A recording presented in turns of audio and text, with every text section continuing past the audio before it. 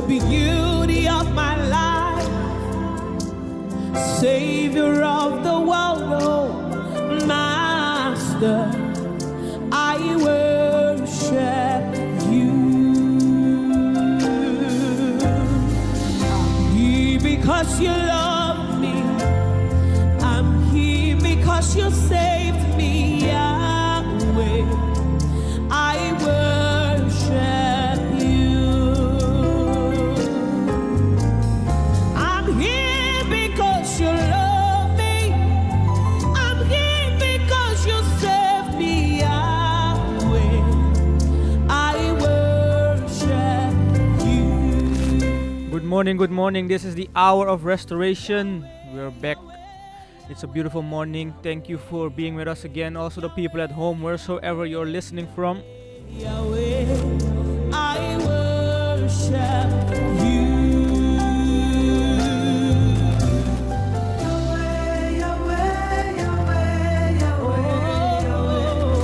We're back again with a new topic, with a new theme actually also. The origins of religion. And the first topic that we'll discuss is Judaism. So be prepared, tell a friend to tell a friend. This is the hour of restoration. Coming live from Amsterdam every Saturday from 10 a.m. to 12 p.m. Tell a friend to tell a friend. This is the hour of restoration.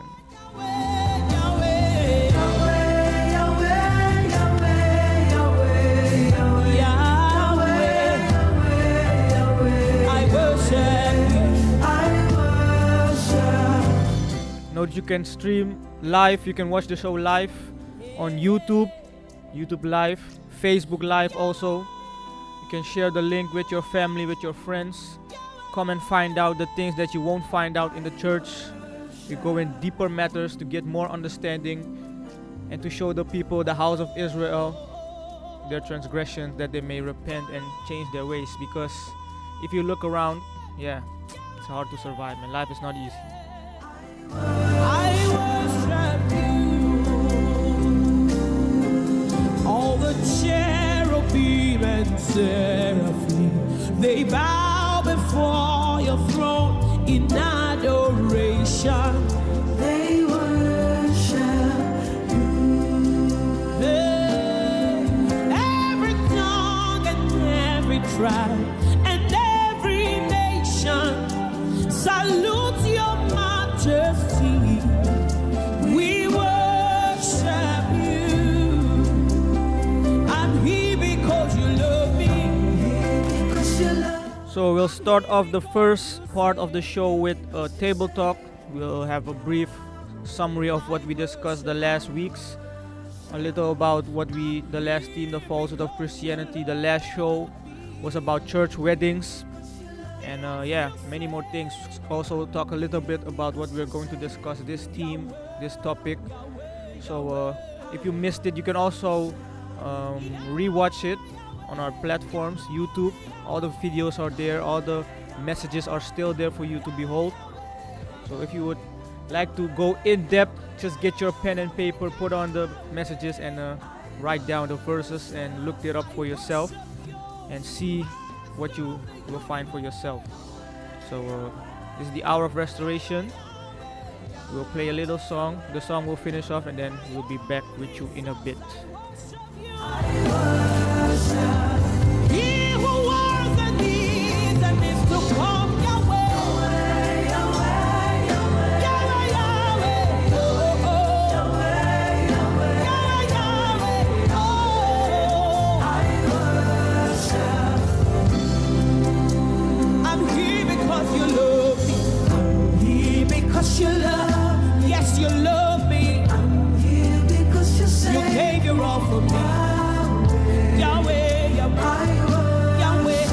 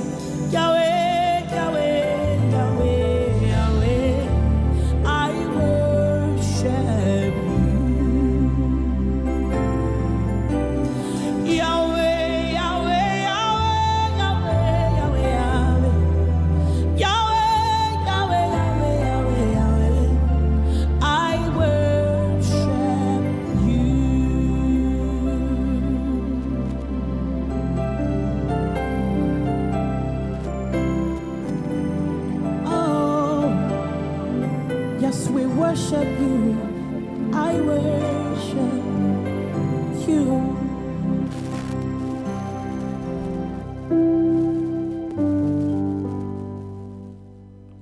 So we are back. This is the hour of restoration. Welcome to the first session, the segment, the table talk. So as I said, we will be discussing a little summary of what we discussed the last show, the last theme, the last weeks. That was the theme was the falsehood of Christianity. And I know it's a heavy statement. It's a heavy statement. Also with my friends, when I discussed these things, they were like in shock, like how can you say such a thing? And they I ended up in certain discussions with them. They tried to defend whatsoever they believe in, and it was a good conversation. It's good to talk with people about these things. So I would encourage people to not only be in shock about these things, but also enter into a dialogue and be respectful to one another. Just sit down, reason with each other, and find out what the scripture says for itself, and not only what you think and what you can reason, because everyone can do that. Look at around in the world, everybody puts their own opinion. So let's be honest and let's just sit down and dialogue with each other. So as we talk about dialogue, I have two of my people here seated, my brother and my sister. So I'll let them introduce themselves for the people that don't know them, and let's see where we will end up. So to my left, I have my brother. Introduce yourself, please. So I'm brother Henry, sometimes the host, sometimes panel member, sometimes I read. That's me. So That's you. How was your week? was okay. I just finished my last exams of school, so now I have a long vacation. So my week was good. It was good. Okay, it's good to have you here, man. Thank you. Thank you. And to my right, I have a sister, Hello everyone, my name is Helena. Helena. Yes. Yes. How was your week? My week, was good. Was good. What did you do? You're not. Chilling. Randy. You're not. You're chilling, huh? No. Chilling. I saw you Work. partying. I saw you Chilling. partying yesterday. Oh, yesterday, Because I it was- was my brother's birthday. Oh, your Yeah, brother's yeah, birthday. yeah. She opened you. I tried to You avoid didn't it. have He to say that. started- he You didn't have started to say that. party. Oh, Okay. the brother was No, but okay. I went to work. So, Yes. Yeah. Where do you work? Mama Randy, I work at zeg je revalidatie. Just the Yeah, in the hospital. healthcare. In the healthcare. Yeah, healthcare. Can you? Yes. yeah, I Yes. see it.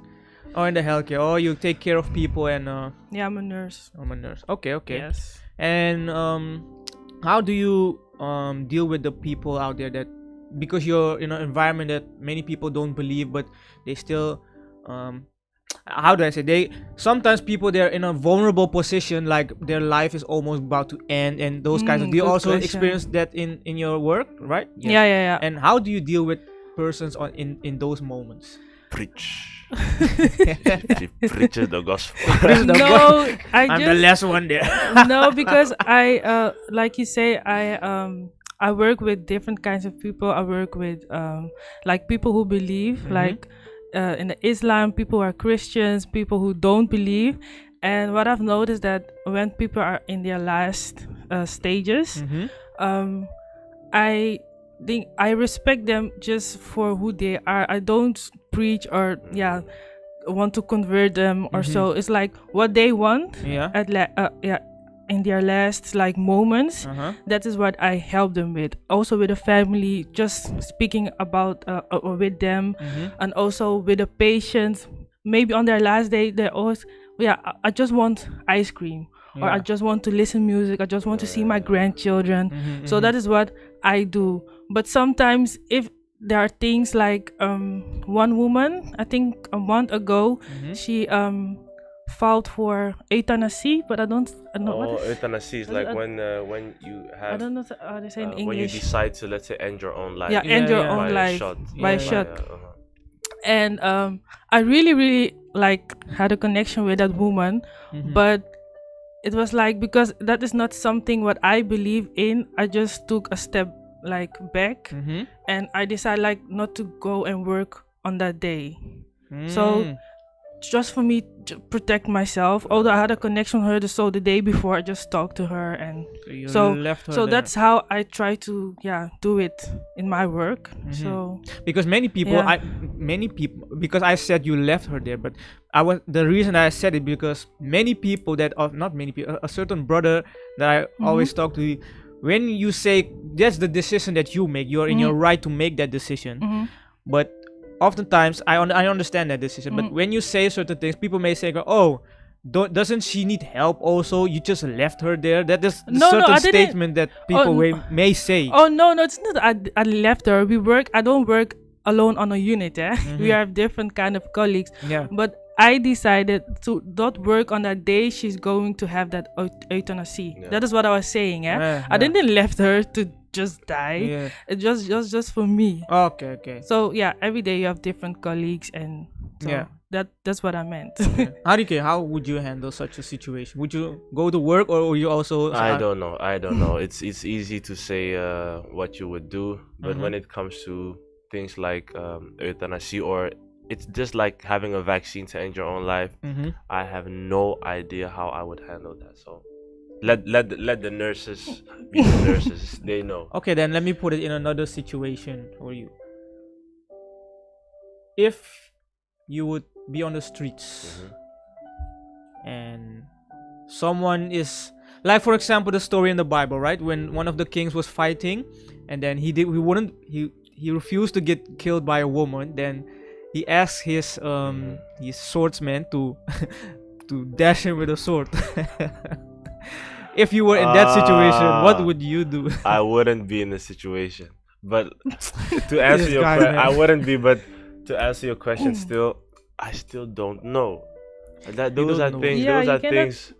I can give an answer, but my answer will be just imaginations and thin air. Okay. Fair enough. Yeah. So people at home, he doesn't have answer for you guys. So I would love to pull it out of him, but I know this brother. If he doesn't have an answer, he doesn't have an answer. So let's continue. We spoke about the falsehood of Christianity, and many topics came by: women preachers, speaking in tongues, Sabbath, rapture also. Which topic was for you guys the most important, or a topic we think like this someone should have heard or would advise to listen back? All of them. All of them? Yeah. Okay, put a top 3. Which one is first? Like this one. It may be also for a certain group, maybe for women. You say you should listen to women preachers. That was my first. Women preachers number 1. Yeah, because I think that because a lot of women, it seemed like I was speaking to before, we don't really know like our positions and our position when it comes to practicing our belief in the assemblies, but also just in our lives, like what the order are, what a woman needs supposed to do, and all kind of stuff. So I'll put that at 1. The second one, which one? That was, I think, 3 weeks ago. Arike, what is your number 2? What would you put on number 2? I would put. I believe that we started with who are the Israelites, right? Yeah. I think I would put that on my number 1. Oh, your number 1? Yeah, because I think that things like woman preachers and things like rapture, I think that if you know who the scripture is talking about and you get to understand their culture, immediately things will begin to make sense. Like, okay, when it comes to their culture, there was not such thing like a woman priest, for example, in those days, right? Or they did not eat certain things. It was just normal. It was just culture. So I think that if you know who the people of the book are and begin to study their culture, other topics will begin to line up and begin to make more sense. Yeah, true. Because many people, when we talk about these things, they jump ahead and they, for example, read New Testament and they see certain things, then it's about that, and without understanding where it all came from. So people at home, when you hear these things, I would advise you not to jump too quickly to conclusions. So I think that's what the brother meant, why he says that for him, who are the Israelites is something that he would put on number one. And also when I hear that term, who are the Israelites, I think of a certain brother we always were in discussion about who are the Israelites.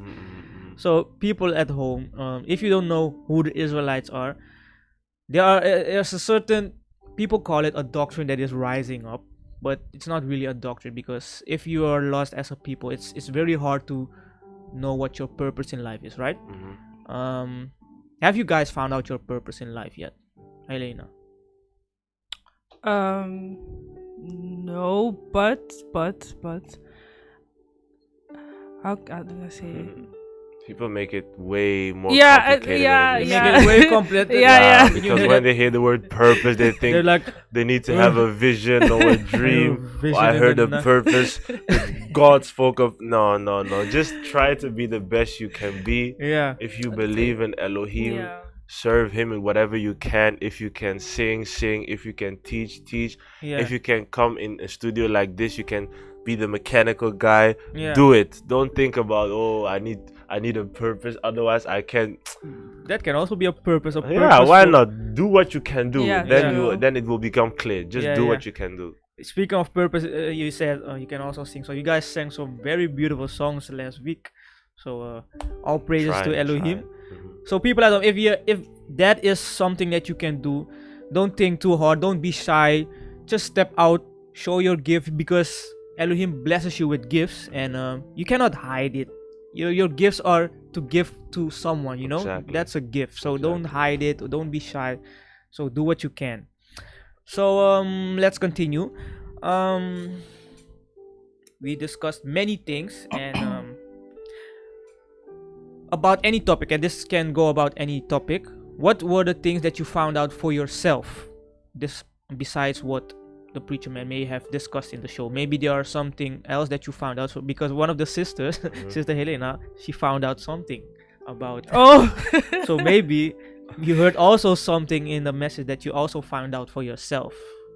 Harike, did you find out something for yourself besides what they preached on the radio? So if I found out any piece of information besides what was dealt with during the falsehood of Christianity. Yes, it maybe of any topic, maybe a rapture or whatsoever thing. women Yeah. preaching, Sabbath. Now what I always used to do, and I still do, is because I always try to interpret the message based on my own perspective. That's how I usually find out new things. For example, when the brothers are dealing with, who are the Israelites that are dealing with the rapture, Yeah. I hear the message, then I usually go and I read it for myself, and then I ask myself, how would I teach this to myself? And then usually what happens is that because I have my own reasoning, the brother will go, for example, they will teach it on a certain way, and they come to the conclusion. Yeah. Usually when I interpret it for myself, I'll go another direction, but I also come to the same conclusion. Yeah. That's usually how, for example, I go through different Bible verses where it becomes more clear for myself. Yeah. Right? So I can't really name a specific piece of information that I found out besides them. Yeah. I can only say that when I did my own studies, I usually also come to the same conclusion as them. But I have a question then. But isn't that, I won't say dangerous, but isn't that what the people in the church are doing also? That they also read things according to how they perceive it, and then they come to another conclusion? Because maybe I get it wrong what you said. You said you read it for yourself based on your understanding, and then you say you come to the same conclusion. But people in the church also read things for themselves, and they also read it according to their interpretation, and they come to another conclusion. How should we see that? I don't think there's a straightforward answer to this, but I think that the safest thing is, like, the Bible already has a conclusion. Yeah. And it doesn't. What is that conclusion? It depends on the topic. Oh, okay, it's a topic. Yeah, so it's a topic related answer. So the Bible, for example, when it comes to rapture, the Bible already has an answer to the doctrine of rapture, right? Yeah. And a certain minister may explain the topic and use different Bible verses, but he will come to the same conclusion as the Bible. Yeah. When I'm explaining rapture, I don't have to use the same Bible verses as long as the conclusion lines up with what the Bible says. Yeah. So I think that it doesn't matter how you come to the conclusion as long as your conclusion is based on the word. So that's how I would answer that. Okay. And Helena, what thing that you heard that the preacher man discussed what stuck to you? Something new or something new was really about the things that are written in the Talmud. Mm-hmm. And Talmud. Talmud, sorry. Yeah. And that was very new for me, and I also looked it up. Mm-hmm. Because I wasn't really a person who likes to research things and all these things. Mm-hmm. I was just someone who just received, and what I've received, that was it. Yeah. So what I'm doing now is just when I've heard something that I look it up for myself, and that have helped. So yeah. And why do you think that? Because you looked it up for yourself, but many people don't look things up for themselves. They just take it as it is, and when you, for example, when you end up in a discussion with them or a conversation, they jump and say all manner of things, but they don't actually know the history behind it. But why do you think that is so rampant, that people live like that but still want to go into discussion with you without having background information? What's the reason how that happens? I don't know what the reason. I don't know. I think a lot of Were you also in that position once? Like when you didn't know anything, but you still try to defend it? No, I will not do that because I will get stuck. Like, I don't know. But I'm really talking about it and going to discussion. No, I will not do that to myself. I also think that it depends a lot on the type of teacher that those people have. It's like the same. When you go, for example, to primary school, you are young. You can't expect a child for example, when the teacher is telling things about history, a child of 10 years old won't say, "Oh, the history is not true." Because you are so young, you are mentally in a position where whatever this person says is true. But when you go to higher university, they then learn you, because now you have become older. They say when you get information, make sure that you check the sources, you check the references, you check whatever. So just like in the church, when you are young, when you are just in the faith, it's normal, you accept whatever, but your teacher should guide you and prepare you mentally and cause you to grow to such a point where you yourself are able to challenge what is being said. And I think that a lot of pastors and ministers don't allow their people to grow to that point. And it is the people's responsibility in a sense. That's true. They also have their own responsibility. But I think that it helps a lot, and it is also the responsibility of the teachers and the ministers to cause their people to grow to such a point where they are able to discern and not just accept whatever is being spoken. And Helena, let's say you're going to test something that you heard, right? Take us to the steps or what you do to find out if something is true, because you have test. What do you say? You said test. Yeah, steps. you have steps. Yeah, you have certain steps which you check to see if something is true. Bring us to those steps. We want to. Fuck man. We want to know the way. You're lost. Okay. First, then I will listen the message back. Because that's something I do automatically. Just listen again. Let me see. Write down the verses. And then words I don't understand, because English can be hard sometimes. I look it up. And also search for words in the Bible dictionary. Sorry, because they give me better understanding. Let me see. Okay. That. Why is the Bible dictionary important for you in your steps? Because certain words, they have a different meaning. Like if you search, they have a biblical meaning, and you have also the other dictionaries. If you understand what I would. So there's a difference. And because sometimes I look just words up in the normal dictionary and I still don't understand. I'll be honest. So then I need to translate it in Dutch, and then sometimes I still don't understand. Right? So The King James version. Yeah, King James version. It's rough. It's rough. So then I have the Bible dictionary. And then still when I have questions, then I will ask it. Okay. Yeah. And Harike, she named certain steps. Let's say you also did certain steps. How do you finally come to a conclusion like this is the conclusion and this is what the Bible says? How do you come to that point? How I come to that point is nowadays or in the last couple of years, it's more because I read it. Yeah. So I have a sense, or I have an idea of what it is supposed to say, or what the Bible says, because I read it myself and I thought about it. Yeah. So what I usually do now is when I hear someone ministering or teaching about the word, I usually just check if it lines up, because usually what happens, how I look at the Bible usually is when someone says something, for example, I look whether for example, it's also written down in the Old Testament, how it's written there, how does the Bible talk about it. So I can't really give you a precise list of steps that, okay, do this, do that, but what it usually is that everything that is found has a foundation in the Old Testament. It has to line up. It can't be like this verse is contradicting another verse. Yeah, that exactly. immediately means that there's something wrong. You've misunderstood something. Exactly. Yeah. So you have to find a way to make it harmonize. It has to say that in the Old, in the New, a prophet can't say something totally different than another one. They have to speak the same thing. So that's how I try to balance it out. Okay. Now that's good steps to hear. So people at home, wait, I see there's a question on YouTube. So let's see what the question is. Sana vraag. Hold on. It's from A-Shine. Is the Bible dictionary an app? Is the Bible dictionary an app, Helena? Oh, I have the book form of.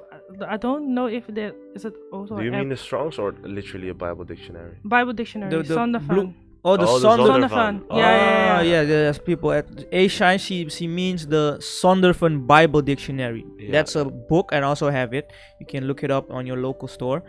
Bol.com. Yeah, I don't know if she lives in Netherlands. It's Mercy. Yeah, but it's Mercy. You can check Bol.com, eh? Sondervan Bible Dictionary. Yeah, it's a good one. It's a good one. Yeah. So yeah, let's continue. Where was I? Yes. The little bridge that I want to make is still in the context of falsehood. I would put a statement out there, and then you can both put your how do you deal with it? Yes. Okay. How to reject falsehood. How to reject falsehood. It can go in every direction in your life, work, school, your faith, your mind. How to reject falsehood. Helena. How to I have a quite different, when it comes to the things of Elohim and falsehood, I have a different idea, because I believe that not many people have the ability to discern what is good and bad on their own. I really don't believe that. So that's why I usually always put the major responsibility in the hands of the teachers, because people in the church are like children. Yes. They are like sheep. They don't have the ability to discern. That's why the Most High calls ministers, because they are the ones who have to guide the people. If people know how to discern, they wouldn't need a pastor. They wouldn't need a teacher if they could do it on themselves, right? So when it comes to how to reject falsehood, what I usually say, number one, is I pray that you have a good minister. I pray that you have a good teacher. That's number one. But if we really have to say that the responsibility is in the hands of the people, the only thing I can say is that there's one Bible reference, right, in Acts, that says that there was a people who always, after the teaching, they went back to their home to check whether it lined up with the word. The Bereans. That's the only thing I can say. So if you really want to be like your own manager, write down the verses, as Helena says, write down the context, read it for yourself, pray to your Elohim to see whether. No, but it's very theoretical what you're saying, but let's bring it to practice, because after you have read, you went home, you checked it, and okay, it's all right, it's alles koek en ei, but you also still live in this world. And let's say, for example, people will still come with their doctrine and things upon you. That's and right. force it. That's the part where I'm talking about. How do you reject falsehood? How do you deal with the situation? What is wisdom? That's why the Bible always says that it is the shepherd who protects the sheep. So my minister will come to work and say to No. When it comes to protection, it's not as if when someone is talking to you, your minister's in the bushes, he jumps out of the bushes, and no. Yeah.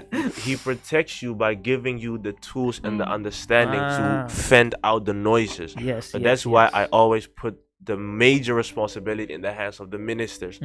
But if it comes to you yourself, you also have a part that you have to do for yourself. Exactly. Right? So that is it sounds theoretical, but there's no other way around it. Yeah, no, I said that because I want to get the core out of what you were saying. Yeah. And Helena, what is the number one falsehood that you deal with the most in your everyday life? Because there are many falsehoods going around in this world, in many areas of life.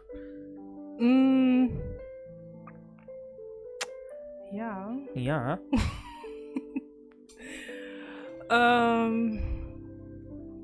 Your question was what?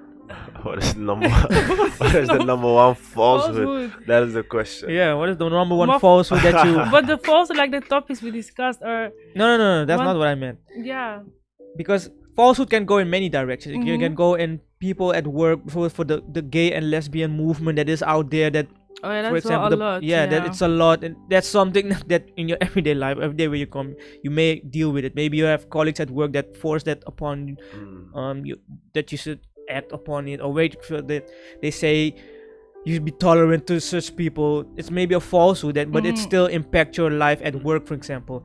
But there are many falsehood also that, for example, at work, eating unclean meat, they sell it. So there are many aspects where you can. That's why I ask Aiden and brother, what is the falsehood that you have to deal with on an everyday basis, and how do you deal with it?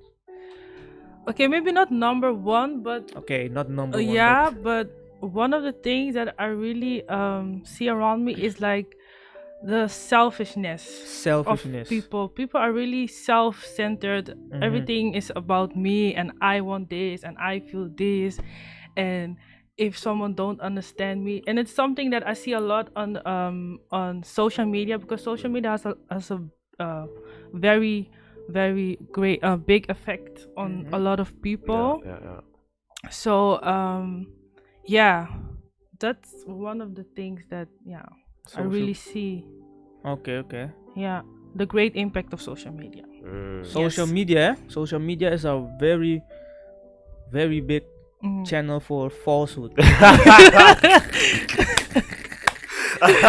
the only thing that I can say about social media.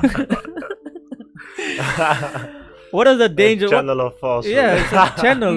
because everything is just out there. It's out there, and everybody is on social media all day long, and you're constantly being channeled and managed, and television. So, Harike, you're laughing about social media. Is that the reason why you don't put yourself on social media that much? The reason for me is, there's no benefit in social media for me. It's good for a group like this. Now, of course, we are on Facebook, on YouTube, so in a group setting is good. Yeah. But personally, for my own good, yeah, I don't see any benefits for myself on social media. So people, you hear it. I don't have a at Harike for you, so he is not on social media. So another statement. It's another sentence, and then I will fill it up with something, and you guys can fill in what you got. What if?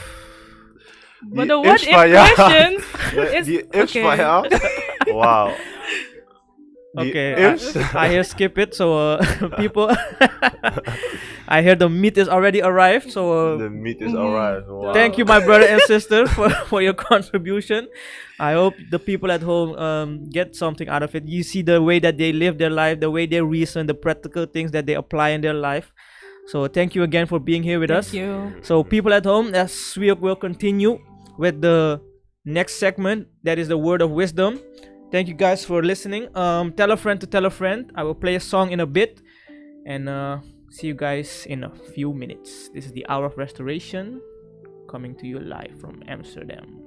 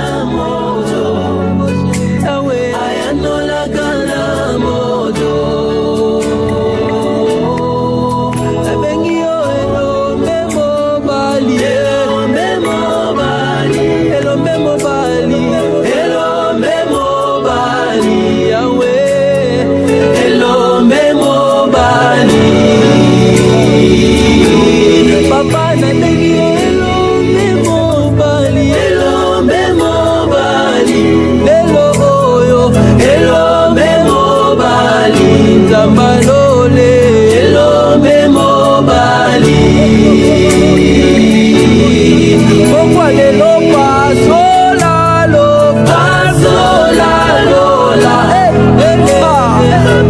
lola lola Yahweh lola Bana bamona ngembo tomona ngembo Yahweh tomona ngembo Pona intimité na nga na bengi yo Tamba bajenu na ngayo Tamba bajenu na ngayo Mabolongo na se Tamba bajenu na ngayo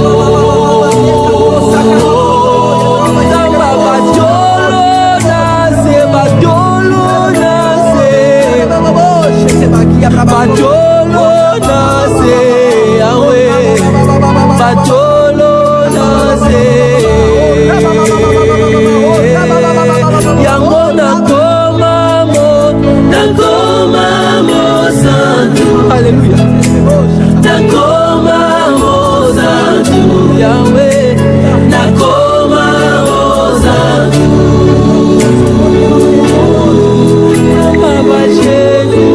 Tamba bajenu nangayo Tamba bajenu nangayo Papa Tamba bajenu nangayo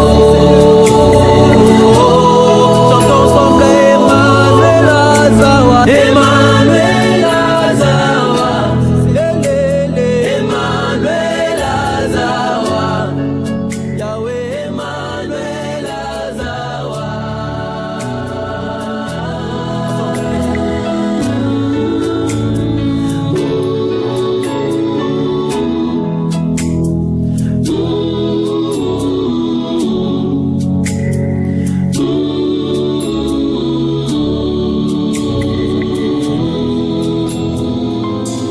Ndoto zuya kolobela yo mokolokola oyo oza Nzambe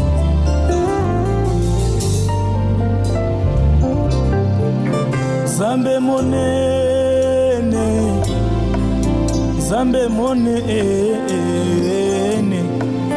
Nzambe monene boye mosusu azali te bolamu na yo etikala grave na mémoire avi na ngai nakoki te na bosana mosika ngokenda kozwela ngai Nzambe monene boye mosusu azali te tina misisa na ngai ya nzoto erapele ngai yo nde Nzambe avi na ngai naza na tenya bolingo na yo Nzambe natondaka yo tie oninga na ngai ya kati ya motema mosusu azali te nayekola kolinga yo uta bomwana na ngai nazokana ntina suki ya pembe nazala na yo lokola Nzambe oza Nzambe akotika te na bomoi mosusu azali te yo nde Nzambe monene boye Nzambe monene boye Nzambe na ngai Alleluya ngai oyo nakola na nzembo na monoko koyemba yo mokonzi Nzambe monene boye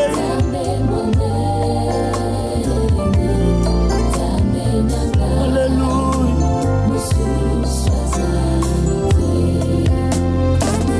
bato sekwisa bakufa kasi yo nde ozobika kaka onzulukaka te ye soko ozonga kaka ndengo mataki ye oza Nzambe na bibele Nzambe mosusu azali te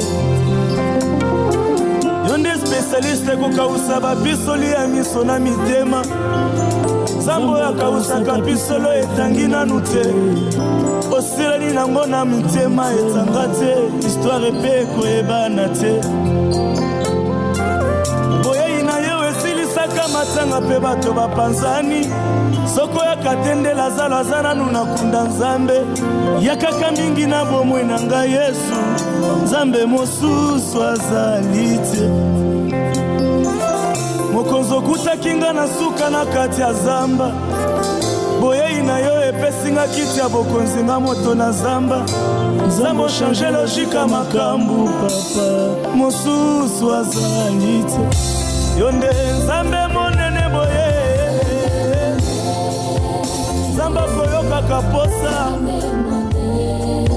nzambe kolukaluka yesu aleluya kola mosala elingisi motema na nga yesu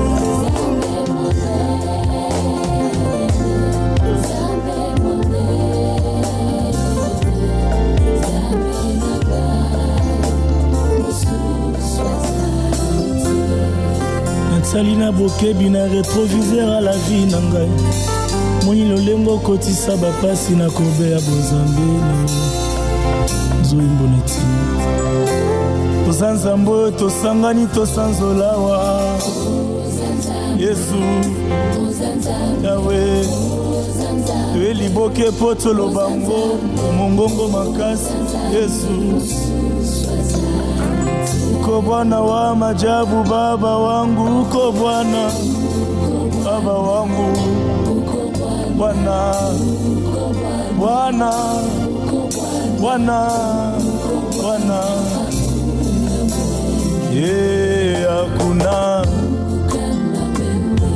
hakuna hakuna baba wangu nasema wa mbinguni nasema o baba nasema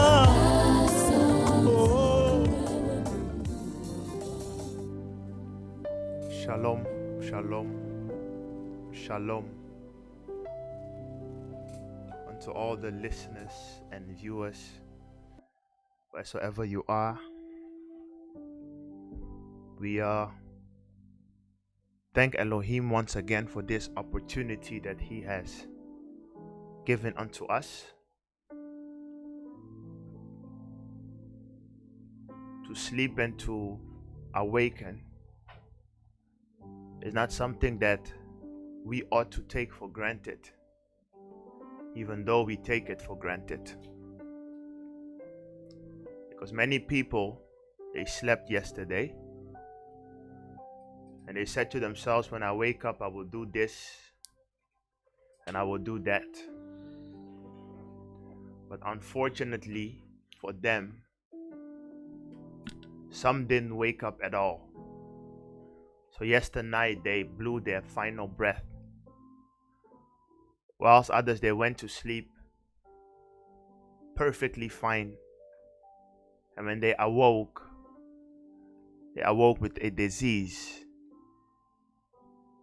So many things happen within the course of 8 hours when you go to sleep and you wake up. But for you and I who have received the privilege, that's what it is. To be alive is a privilege, because as long as you are alive, there is always something that you can do with regards to your situation. Therefore, the Bible says that, behold how a living dog far exceeds a dead lion. So we thank Elohim for the fact that He has remembered us, that He allowed us to awaken this day.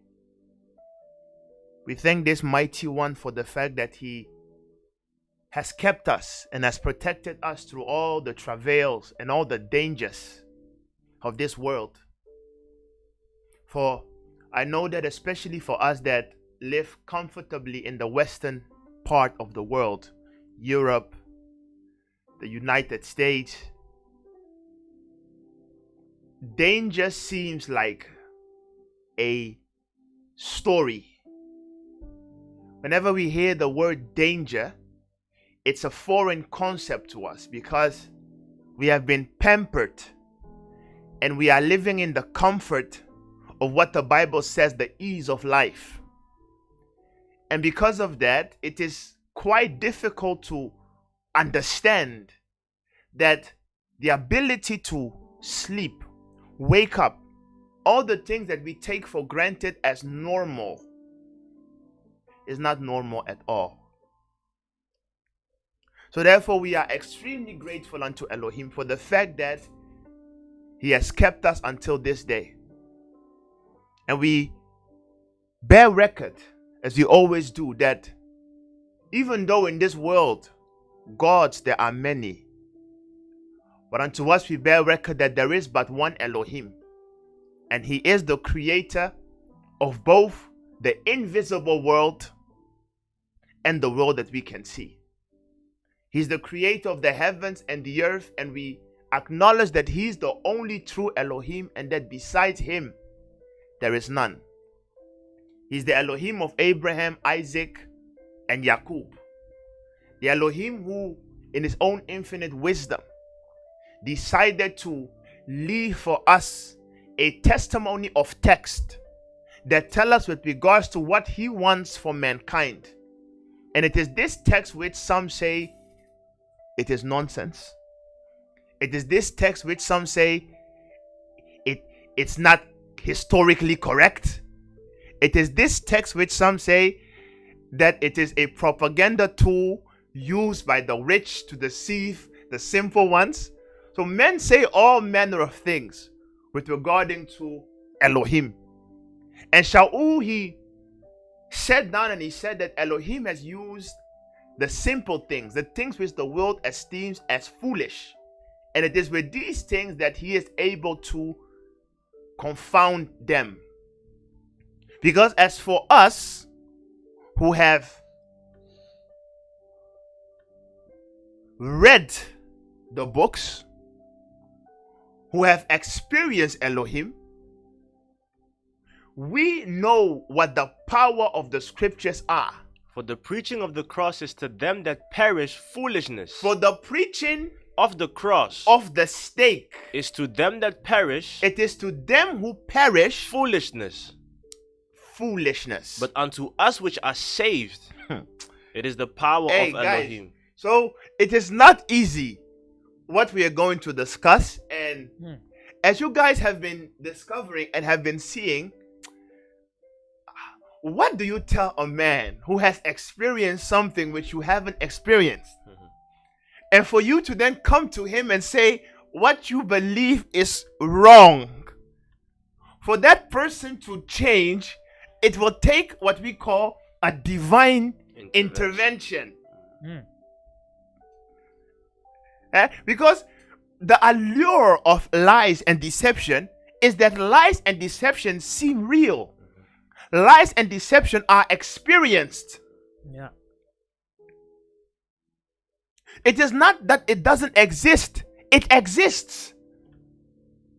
But the fact that something exists doesn't mean that it is correct. That's right. That's right. Doesn't mean that it is correct. When you are walking by, you are living life. You are a boy. You may see a lady. And when you see the lady, you may get some sensations in your body. So for a preacher man to come to you and say, hey, what you are feeling is not true. What do you mean it's not true? I am feeling the heat in my body. Yeah. But the fact that you are feeling it doesn't mean that you should act on it. Yeah. And that is where the danger is. So many people that are stuck in religion and so many things, you cannot tell them, hey, your religion doesn't exist. No. Acknowledge that it exists. When you go to church, you see ladies, they are crying because they feel something. You can't tell them that what they are feeling is not real.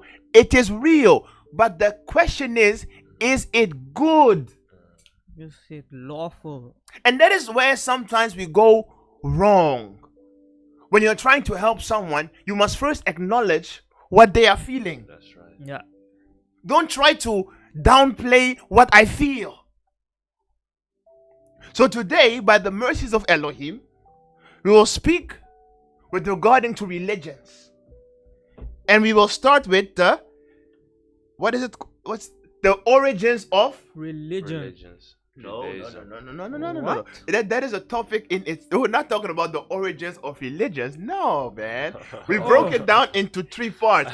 Today we'll speak about the origin of Judaism. Oh. And then next week probably the origin of Christianity, and then the origin of Islam, and then maybe one other day the origin of Egypt. So we have time. We have time. So the theme is the origins of religion, and this topic is just the origin of Judaism. Of Judaism. Yes. Because first of all, get me whatever definition you have of religion. Religion. I don't know why time always flies. It's crazy. It's already flying. How is it? Okay. So my definition of religion. So the definition of religion, it is the belief in. Listen. So religion is the belief in and worship of the worship of a superhuman controlling power. A superhuman controlling power. Especially a personal god. Especially a personal deity. Or gods with S. Or deities. So ideas about the relationship between science and religion. So the problem is, when people hear this, they get upset. Because the reality is no man wants to be controlled. But let me tell you something. You have been controlled from ever since. Yeah. So the notion that, oh, I live my life. Which life do you live?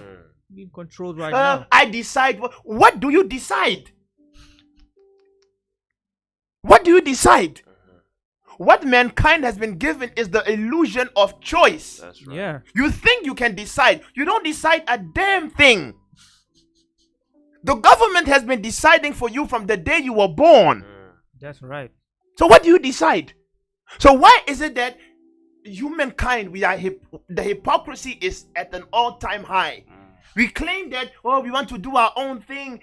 The government decides for us from the moment we are born until the moment we die. And we let the government decide. But when it comes to Elohim or God, some people have a problem. Yeah, why should he decide for me? Why not? Why not? Don't you decide for your children? Yeah. Huh? So this is the issue. Religion is the belief system in a deity. A superhuman controlling power. You have to put emphasis on the word controlling. You are controlled. The moment we understand this, it will help you digest certain things. You are controlled. And I love the fact that I am being controlled. Do you know why? Because this controlling spirit, it is keeping me safe. That's right. Yeah. Because this world is doomed. If I am left by my own mind, I would be worse than a beast.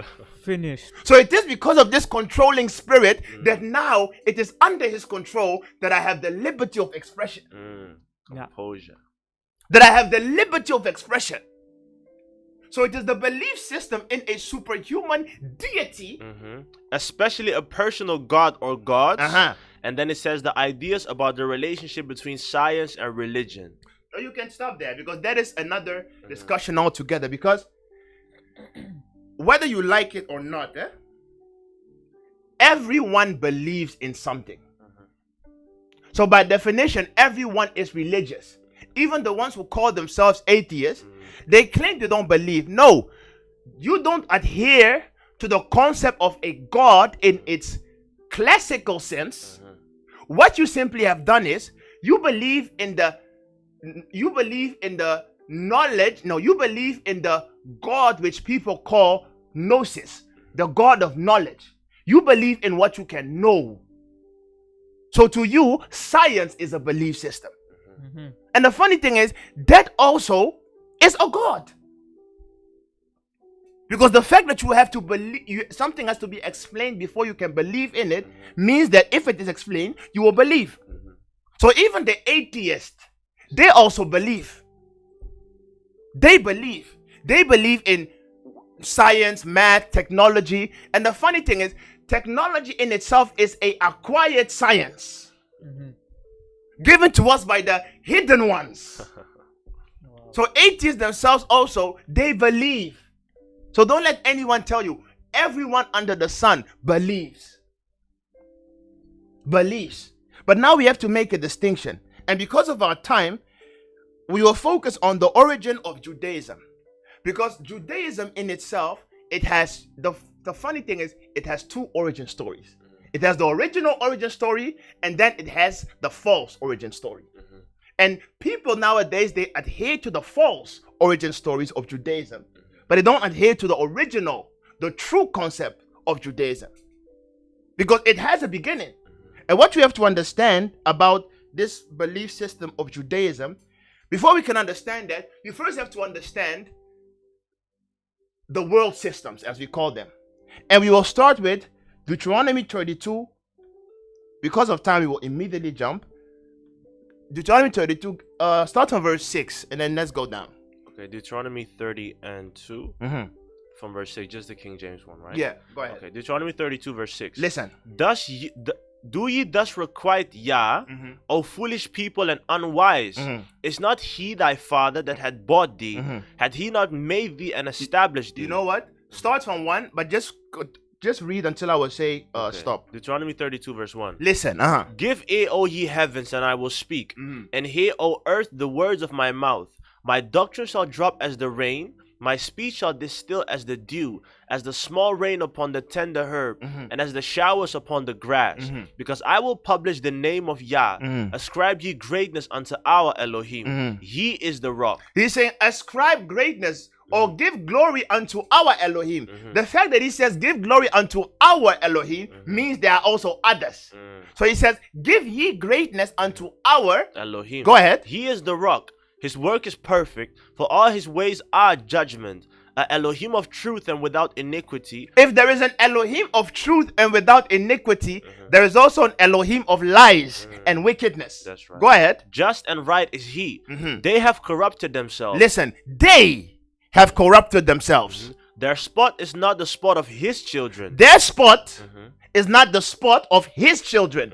They are a perverse and crooked generation. They are a perverse and a crooked generation. Do ye thus requite Yah? You see, so here he's telling you that, listen, there are many powers. And every power has their own offspring. They are wicked. Their spot is not the spot of his children. So he's telling you there are many things at hand and at play here. Go ahead. Do ye thus requite Yah, O foolish people and unwise? Is not he thy father that had bought thee? Is not he thine father that bought thee? Had he not made thee and established thee? Go ahead. Remember the days of old. Remember ye the days of old. Consider the years of many generations. Go back to the beginning. Ask thy father and he will shew thee. Ask your father and he will tell you. Thy elders and they will tell thee. What will they say? When the Most High divided to the nations their inheritance. Listen, when the Most High began to divide to the whole human population, when he began to give them their inheritance, when he separated the sons of Adam, when he separated the sons of Adam, because Adam being the first man, he set the bounds of the people. He said the bounds of the people according to the number of the children of Israel. According to the number of the children of Israel. That is that translation. But if you read the context of that whole story, that translation is problematic. That is why I gave you the Bible Hub with more than 10 different translations. Just begin with, go to the link. Now scroll down, give me the Brenton Septuagint version. You will see it, go down. Okay, so this is the Brenton Septuagint translation. What does Deuteronomy 32 verse 8 say? When the Most High divided the nations. When the Most High divided the nations. When he separated the sons of Adam. When he separated the sons of Adam. He set the bounds of the nations. He set the bounds of the nations. According to the number of the angels of Elohim. According to the number of the angels of Elohim. You see, that fits in line with the context of what Moses has been saying in the above mentioned verses. So give me the version under that one. The contemporary English version. What does he say? That the Most High gave land to every nation. The Most High gave land to every nation. He assigned a guardian angel to each of them. You see? And he assigned a guardian angel to each of them. Now scroll all the way up. Give me the first two versions. So the first one is the New International Version. Read. It says, when the Most High gave the nations their inheritance, when he divided all mankind, he set up boundaries for the people according to the number of the sons of Israel. According to the number of the sons of Israel. Now the New Living Translation says, when the Most High assigns land to the nations, when he divided up the human race, he established the boundaries of the people according to the number in his heavenly court. You see? He divided it according to the number in his heavenly court. One more verse, and then we're done. Okay. The English Standard Version. When the Most High gave to the nations their inheritance, when he divided mankind, he fixed the borders of the people according to the number of the sons of Elohim. You see, all the versions, they are telling you that what happened was, now let's look at when it actually happened. Genesis 11. Genesis chapter 11. Now when you read Genesis 11, if you read Genesis 10, it shows you the genealogy of all the sons of Noah. Ham, Shem, and Japheth. And if you count all the elders, the fathers, it will bring you to a number of, some say either 70, some say either 72 heads of nations. 72 heads of nations. Now Genesis 11 from verse 1. Genesis 11 verse 1. And the whole earth was of one language and of one speech. Now at this point, the whole earth was of one language and it was of one speech. And it came to pass, as they journeyed from the east, that they found a plain in the land of Shinar and dwelled there. And they said one to another, go to, let us make brick and burn them thoroughly. And they had brick for stone and slime had they for mortar. And they said, go to, let us build us a city and a tower, whose top may reach unto heaven, and let us make us a name, lest we be scattered abroad upon the face of the whole earth. And Yahuwah came down to see the city and the tower, which the children of Israel, which the children of men builded. And Yah said, behold, the people is one, and they have all one language, and this they begin to do. Elohim is saying, behold, the people are one, and they all have one language, and this they begin to do. Go to. And now nothing will be restrained from them which they have imagined to do. Go to, let us go down. So now he's saying, go to, let us. This is the heavenly council. He's saying, go to, now let us go down. And there confound their language. That they may not understand one another's speech. So that they may not understand one another's speech. So Yahuwah scattered them abroad from thence. So here, Yah made the dividing of the nations. Yah made the dividing of the nations. And what happened here was that as Yah began to divide the nations, with every nation he divided, he also gave them what the Septuagint version said, their own guardian angels. So every nation in this world has a guardian angel presiding over it. And these guardian angels is what they, in the Hebrew tongue, they call it Els. The word El simply means source, power, force. So when they say this is our El, it means this is our power. This is our God. That is why you will see there are many gods in this world. Every nation has his El or has his God. Now from the context of the Bible, the way Elohim looks at the world, he has divided the world according to a specific number. Give me the book of Psalms 81 verse 5. Let me show you something. Psalms chapter 81 from verse 5. Go ahead.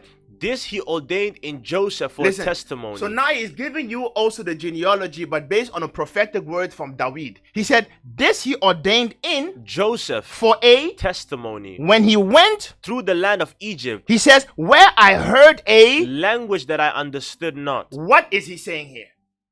He said, this he ordained in Joseph. For this story is a testimony. For when he went to the land of Egypt, he heard a language that he understood not. Now the context of this story, because of time, you have to jump and go to the book of Jasher. Get it online or whatever. Jasher, chapter 49. The book of Jasher, chapter 49. Now give me verse 13. Okay. The book of Jasher, chapter 40 and 9 from until verse around 13. 17. Go ahead. And on that night, listen, and on that night, the master sent one of his ministering angels. Elohim sent one of his ministering angels. And he came into the land of Egypt unto Joseph. Now this is what David was talking about. And the angel came unto the land of Egypt, unto Joseph.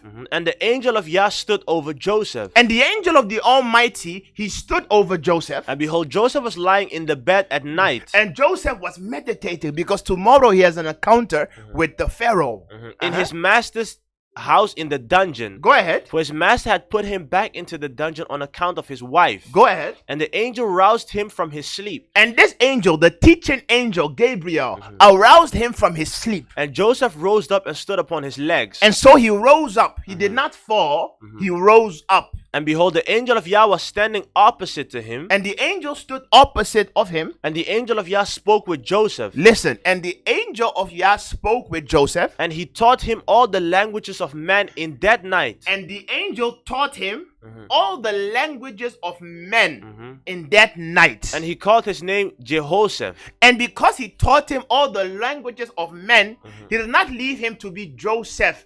He now called him Jehoshaphat, meaning exalted. So he said, I have exalted you now because of the mystery you received. Go ahead. And the angel of Yah went from him. And then the angel went from him. And Joseph returned and lay upon his bed. And Joseph returned and laid upon his bed. And Joseph was astonished at the vision which he saw. And he was astonished at the vision which he saw. And something happened to him. Go ahead. And it came to pass in the morning that the king sent for all his officers and servants. And they all came and sat before the king. And the king ordered Joseph to be brought. And the king's servants went and brought Joseph before Pharaoh. And the king brought Joseph before Pharaoh. And the king came forth and ascended the steps of the throne. And the king came forth and he ascended the steps of the throne. Now the mystery behind this is this same steps that he's ascending is the same vision that Jacob saw when he was in the tent and he saw a ladder and he saw angels ascending and descending. And in that dream, what you have to understand is Joseph also saw the 72 stairs, but he did not ascend it. The angels were descending and telling him certain mysteries. Now, lo and behold, generations later, this same Joseph, I said Joseph, I mean Jacob. Now Joseph's time has come. The angel has taught him the mysteries, and now the Pharaoh is ascending the stairs. These stairs stands for the nations. And as Pharaoh is ascending the stairs, it meant that at around this time, Egypt was at the pinnacle of the world power. They were the most powerful nation in the entire world. Now, it was a custom in Egypt around that time. Before someone could ascend to be equal to the Pharaoh or to be in a position of power, it was determined by how many stairs he was able to ascend. This is what we call in Dutch beeldspraak. The ascending of stairs means, have you mastered certain things? Now, it was Joseph's turn to tempt his spiritual progression. Go ahead. So Joshua 49 from verse 17. And the king came forth and ascended the steps of the throne. Now he ascended to show all men that he has mastery. So he ascended the throne. Go ahead. And Joseph spoke unto the king in all languages. And Joseph began to show that he also was exercised. And he began to speak to the king in all languages. Go ahead. And Joseph went up to him. Go ahead. And spoke unto the king until he arrived before the king in the 70th step. You see, until he arrived before the king, meaning the pinnacle of that pyramid was the 70th. So Joseph was ascending the stairs. With every step, he was speaking another language, meaning he had mastery over all the tongues of the world at that time. So based on Elohim's perspective, this world is divided in 70 nations. So there are around 70 guardian angels presiding over this world. That's what David was making allusion to, and that is what Moses was speaking of when he said in Deuteronomy, when the Most High divided the nations, he divided it according to the number of the heavenly court. Yeah. That is all that he meant. So having said that, when we are speaking about religion, it is the belief system in a deity. And this deity, in its original sense, will then be classified amongst one of these 70. So every nation has their God. That's why the Bible says, blessed is the nation whose Elohim is Yah. Why do you think David said that? Because though gods there are many, give me that Bible verse. Though gods there be many, Corinthians. Yeah. It's not easy. In the book of 1 Corinthians chapter 8 verse 5. 1 Corinthians chapter 8 verse 5. Go ahead. For though there be that are called gods. For though there be that are called gods, whether in heaven or in earth. Why do you say he says whether in heaven or in earth? Or in the earth. As there be gods, many. As there be gods, as there be elves, as there be mighty ones, many. And lords, many. And rulers, many. But to us there is but one but Elohim. To us there is but one Elohim. That is why I said you have to be very careful when it comes to religion. People are not crazy. When you go to India, they believe in Vishnu and Shiva and Brahma. No, they are not crazy. Nope. These deities exist. These deities exist. Don't let anyone tell you, no. They exist. They are living, physical, spiritual beings. They exist. And they exercise their rights over the people that have been given to them. And it is based upon the dictations of the God of that land that these people prosper. That's why you will see that there are some people, they have their rules and their laws. If they do it, they prosper. But if they disobey and they break the laws of their God, they are cursed. These are actual phenomenons that happen. So now, why did I explain all of this? It is because you have to understand that in the beginning, in Genesis 3, etc., at that time when Elohim created Adam, the concept of religion as we know it today, religion has become a system with rules and rigid dictations and men who govern it. But from the beginning, what was Elohim's mind when he created man? What is the true essence of religion? The true essence of religion, believing in a deity, is that deity's intention is for you to have a relationship with him. So Elohim created Adam. That's why the Bible says, and Elohim would come every evening in the cool of the day. He would speak with Adam. Adam would have time, spend quality time with his creator. They would have a dialogue. They would discuss. That was the intention of the Almighty. But something happened. Something happened. And when that something happened, Elohim was like, no, something has gone terribly wrong here. Because I see a lot of people, but they are not all my people. That is why Moses said, for these are a crooked people, and their lot is not of my children. That's right. So Elohim is reclaiming. He's saying, hey, please don't blame me for all these nonsense, because not all of them that are living here are mine.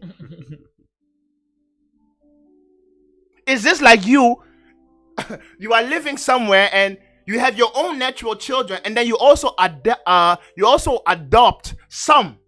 When push comes to shove, and when things really become difficult, sometimes you yourself can be like, hey man, these are not mine. Wow.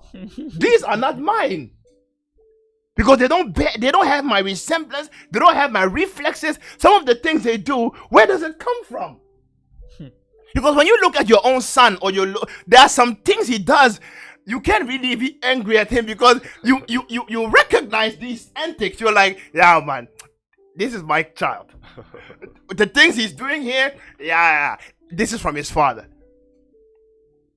So what has happened is that during the course of the generations, we all know the stories, because I'm trying to summarize, because religion is so broad, but I hope I'm speaking to those that already have some basic understanding. And the basic understanding is that in the story of Genesis, the story of Adam, Genesis 3, give me verse 15. Genesis chapter 3 from verse 15. Let's see. And I will put enmity between thee and the woman. So why were the nations divided in the first place? It is because when Elohim made his man and he created his man, the enemy also came and opposed. And so he said, no, you have created, so I will also try to have my own. So when Elohim saw that the confusing one, or that the enemy also wanted to impose and have his own, Elohim then came in his own infinite wisdom, and he said unto the woman who was beguiled, he said, I will put enmity between thee and the woman, between thee and the woman, Uh-huh. and between thy seed and between thy seed and her seed. and between her seed. It shall bruise thy head, It will bruise thine head, and thou shalt bruise his heel. and thou will bruise his heel. Go ahead. Unto the woman he said, And unto the woman he said, I will greatly multiply thy sorrow and thy conception. Uh-huh. In sorrow thou shalt bring forth children. Go to verse 20. Uh-huh. Verse 20. No, read until verse 20. Okay, back to verse 16. Mm-hmm. And thy desire shall be to thy husband, and he shall rule over thee. And unto Adam he said, because thou hast hearkened unto the voice of thy wife, and hast eaten of the tree of which I commanded thee, saying, thou shalt not eat of it. Cursed is the ground for thy sake. In sorrow shalt thou eat of it all the days of thy life. Thorns also and thistles shall it bring forth to thee. And thou shalt eat the herb of the field. Verse 19, sorry. In the sweat of thy face shalt thou eat bread, till thou return unto the ground, for out of it was thou taken. For dust thou art, and unto dust shalt thou return. Verse 20. And Adam called his wife's name Eve. Listen. And then Adam called his wife's name Eve, or Awa. Because she was the mother of all living. You see, this is the commentary, and it says so much. He says he called her name Awa, or Eve, and then it says because she was the mother of all living. What do you know what it means? She was the mother of all living. It is not easy. Meaning she was the gateway to both good and evil. So what happened is the whole creation line of Elohim then began to be corrupted. So Elohim was like, no. When I made Adam, I made him to have a relationship with him. But now that I'm seeing that there is a lot of intermingling, because Eve is the mother of all living. And he just said in 3:15, I will put enmity between thy seed and her seed. You see? So she's the mother of both good and evil. So at that time, Elohim was in pursuit of the righteous seed. Yeah. That is the issue. At that time, Elohim then was in pursuit of the righteous seed. To confirm this, Malachi 2:15. Malachi chapter 2 from verse 15. This is the pursuit of Elohim from ever since. Malachi 2:15. And did not he make one? Listen, did he not make one? Yet had he the residue of the Spirit. Yet he has the residue of the Spirit. And wherefore one? And wherefore did Elohim create men then? That he might seek a godly seed. So that he may seek a what? A godly seed. Elohim is in the pursuit of finding the righteous seed.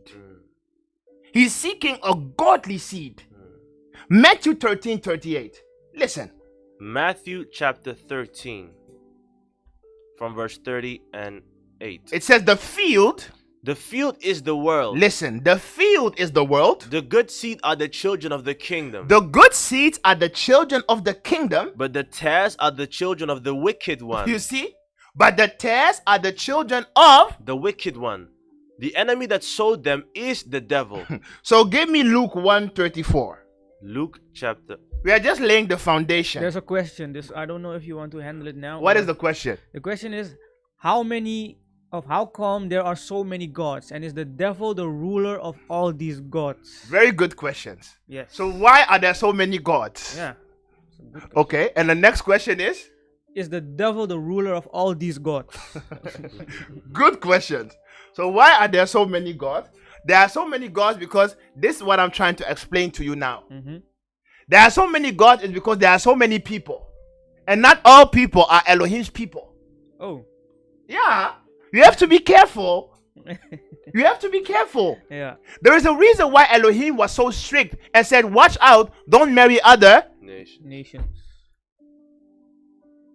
Life is not as simple. That's why there are some places you can go and places you can't go. That's why you shouldn't just walk around, you see a lady and you're like, oh, I love her. Did you do a background check? Nope. You love love her based on what? On looks. What is her belief system? Whose child is she? Child of the devil. Huh? Whose child is she?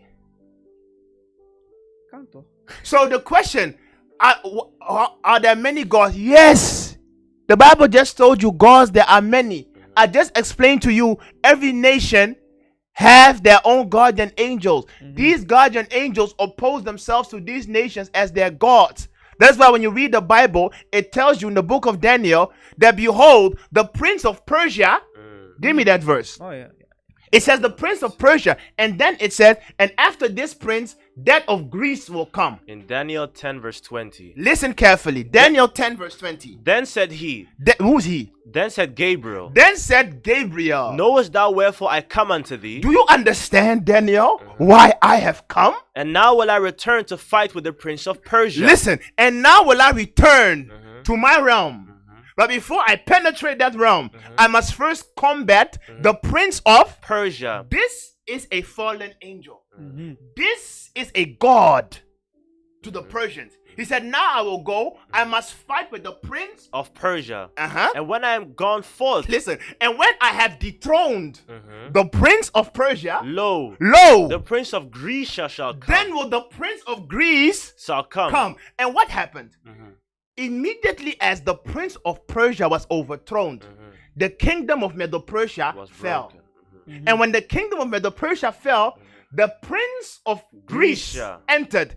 And when the prince of Greece entered, who ruled the world? Greece. Behold, Alexander the Great. Why? Because in every kingdom, that kingdom is ruled by a physical representative and a spiritual one. That is why when the Messiah will come, who will be the people in power? The Hebrews. Yes. You see? That's how it works. So the one who asked the question, yes, gods, there are many. Gods, there are many. Gods, there are super many. Many. When Nimrod was in power, it was the prince of Babylon who then ruled. Every cycle has a nation and a god governing it. And then the second question that person asked is the devil the ruler of all these gods. So the problem is, when you say the devil, who do you mean? Who's the devil? Which devil? There is not one devil. All of them can be classified as devils.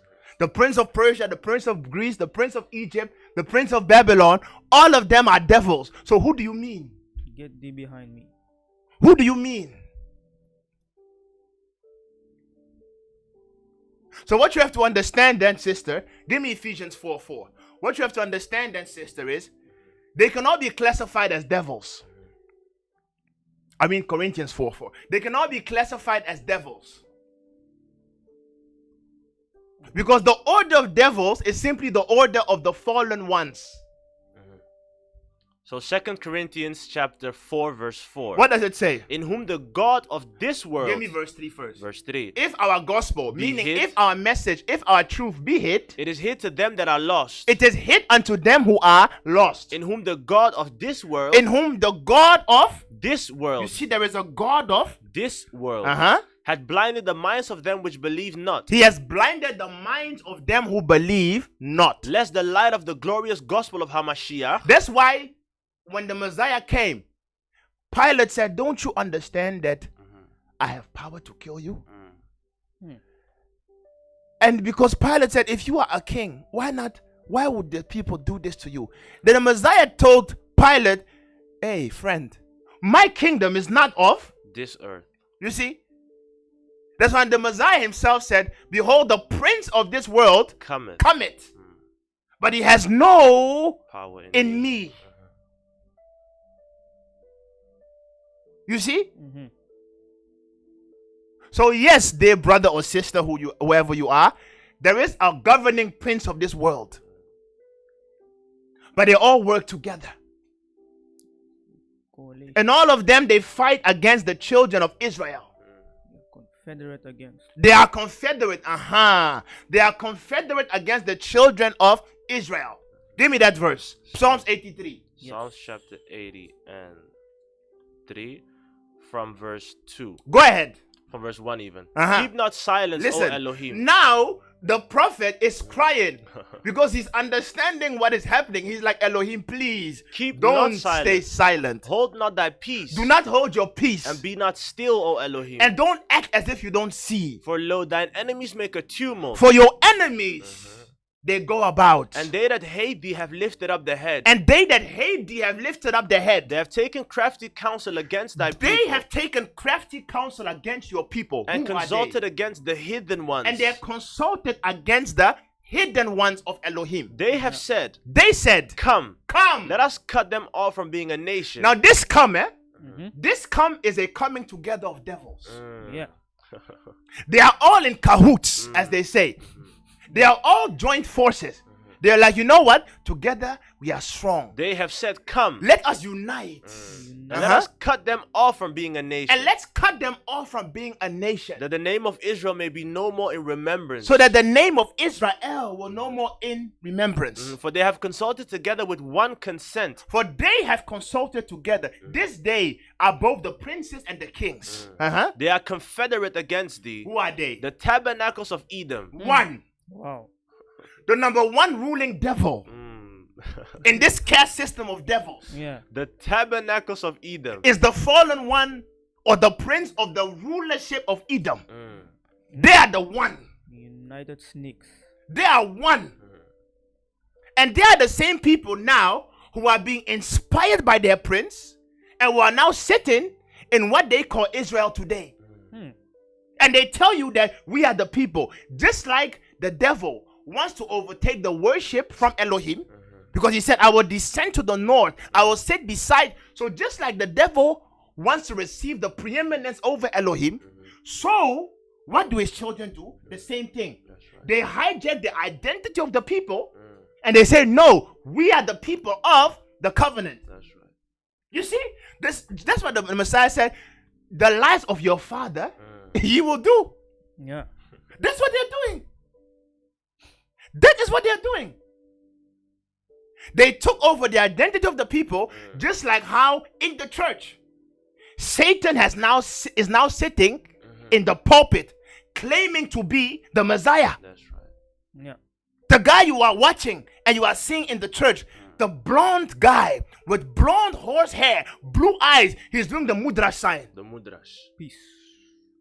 You see, you think that is the Messiah, but that is the image of the beast. Wow. Seated in the temple. Who seated in the temple, opposing himself to be God. And all of us, what are we doing? We are focusing all of our energy towards him. Crying for Tammuz. So that's why now he's becoming stronger. He has become so strong that now he appears to you in your dreams. For Satan himself is transformed In into an angel of light. 2 Corinthians 11. That is it. Hmm. So sister, the rabbit hole goes deep. Too deep. Too deep. But because of time, I had to give you a concise answer, and I have to go back to the topic, and I'm only at, I think, 10%. So it's but hey, it's life. We have to jump. So I told you, Elohim is now seeking for a godly seed. And as he's now seeking for a godly seed, what you then have to understand is, from that Genesis 11, you will see that it tells you Elohim divided the nations, and then it begins to focus on the tribe or the line of Shem. Because Elohim recognized that it is through the line of Shem that this godly seed will be found. So he went to the line of Shem and he continued to monitor it, if you read Genesis 11 carefully, until he met a man by the name of Abram. In Genesis 11, they mention Abram, and in Genesis 12, they tell you Elohim then appeared to Abram. And he told him, hey, Abram, get thee out of thy country. Get out. And from thy kindred. Get out. And from thy father's house. That is what the initial stages of religion do. They cause you to get out. Get out from your system. Get out from whatever you do. Get out. So he told Abram, hey, Abram, before I can have a relationship with you, you must first get out. So Abram in Genesis 12, he heard the voice, he went out, and Elohim was testing him along the way. And now give me Genesis 17. Genesis chapter 17. So in the beginning, all of us are religious.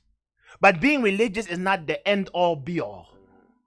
If you are simply a religious person, you have missed the mark. You are disappointing the one who you believe in.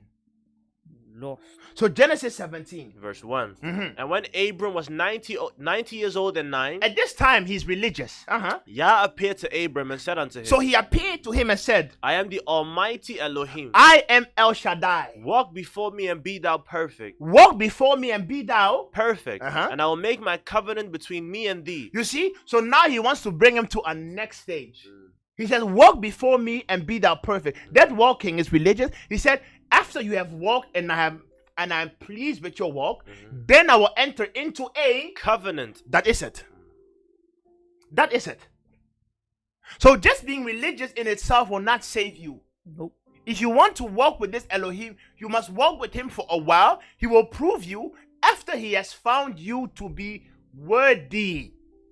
He will then enter into a covenant with you. And that covenant simply means a personal relationship. A personal relationship where you don't see him as an entity that is floating in the air. No, you see him as a person. You see him as a person with whom you talk, you consult, you dialogue, you share what you are going through. He is a living force. So as he entered into this covenant with Abraham, give me verse 7. Genesis 17 verse 7. And I will establish my covenant between me and thee, and thy seed after thee in their generations for an everlasting covenant. And this is what Elohim does, which is remarkable. Because what I told you before is, what you will notice is, before Abram, Elohim did not deal with nations. He would have a relationship with people. Adam, Seth, Enos, Enoch, Jared, Noah, Methuselah, all of them, it will be a one-on-one relationship. And he will tell them to teach the other people, but he will not mingle with the people. He will have personal relationships with mankind. And then when Noah entered the scene, that's where the great cataclysmic, what's it called? Deluge happened. And then he was looking at the line of Shem, and he was still dealing with people one-on-one, one by one, because he was still looking for an opening. For a godly seed. And then when he saw Abraham, he looked at Abraham, he was like, yeah man, I've now found someone who's my friend. So now I will enter into a covenant with him, and I will also incorporate his seed. To be an El unto thee, and to thy seed after thee. So here he makes a promise that he will not only be the Elohim of Abraham, but also of his descendants. And this is where you have the origin of what we call the three biggest religions of the world. Judaism, Christianity, and Islam. They put emphasis on this verse, that he will enter into a covenant with his descendants. But we thank Elohim that the Bible is precise. So if you jump to verse 19, listen at what he says. Genesis 17 verse 19. And Elohim said, Sarah thy wife shall bear thee a son indeed. Now he's being specific. He says, Sarah your wife will bear thee a son. Indeed. And thou shalt call his name Isaac. You will call his name Isaac. And I will establish my covenant with him. No. I will covenant with all his descendants. I will establish my covenant with him. With him. For an everlasting covenant. And with his seed after him. And as for Ishmael. You see, why do you think the Bible is being so specific?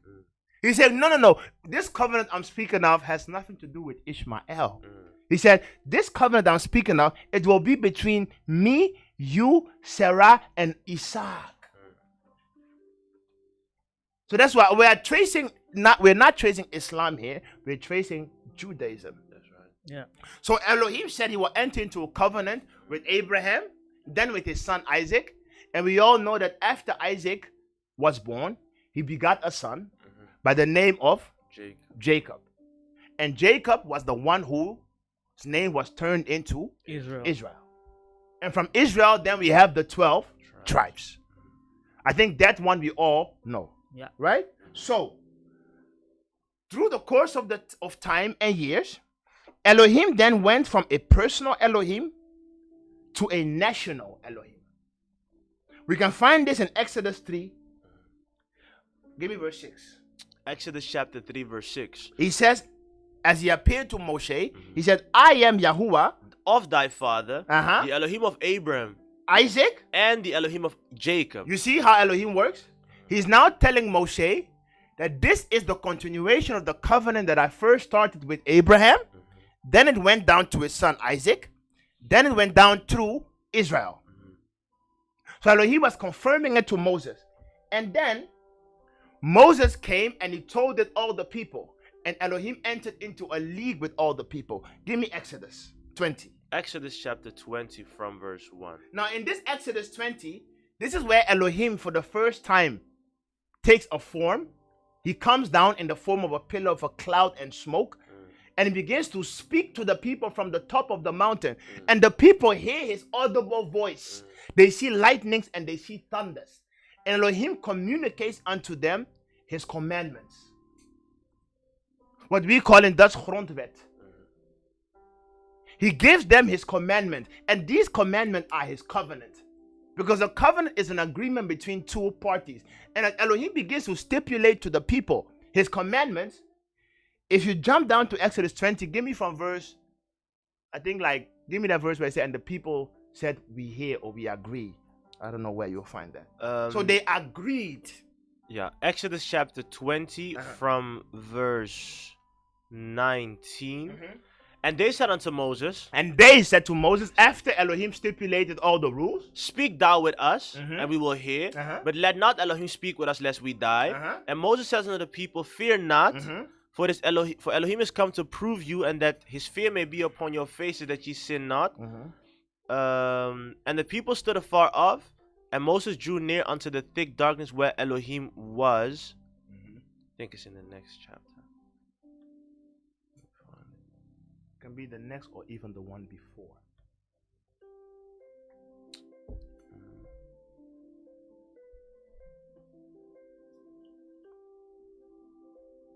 That the people agreed, right? I can't find it right now.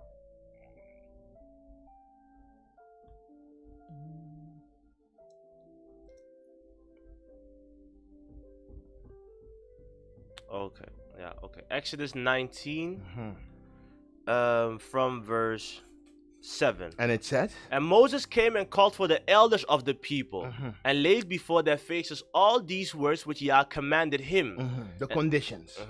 And all the people answered together and said, all that Yahuwah had spoken, We will. we will do. So, stop. So there, the people, they agreed with Elohim. So they entered into a league with him. And from that moment on, Elohim became the Elohim of Israel.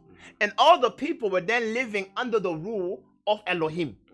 This is what we call the origin of what they call the belief system, or what they call Judaism.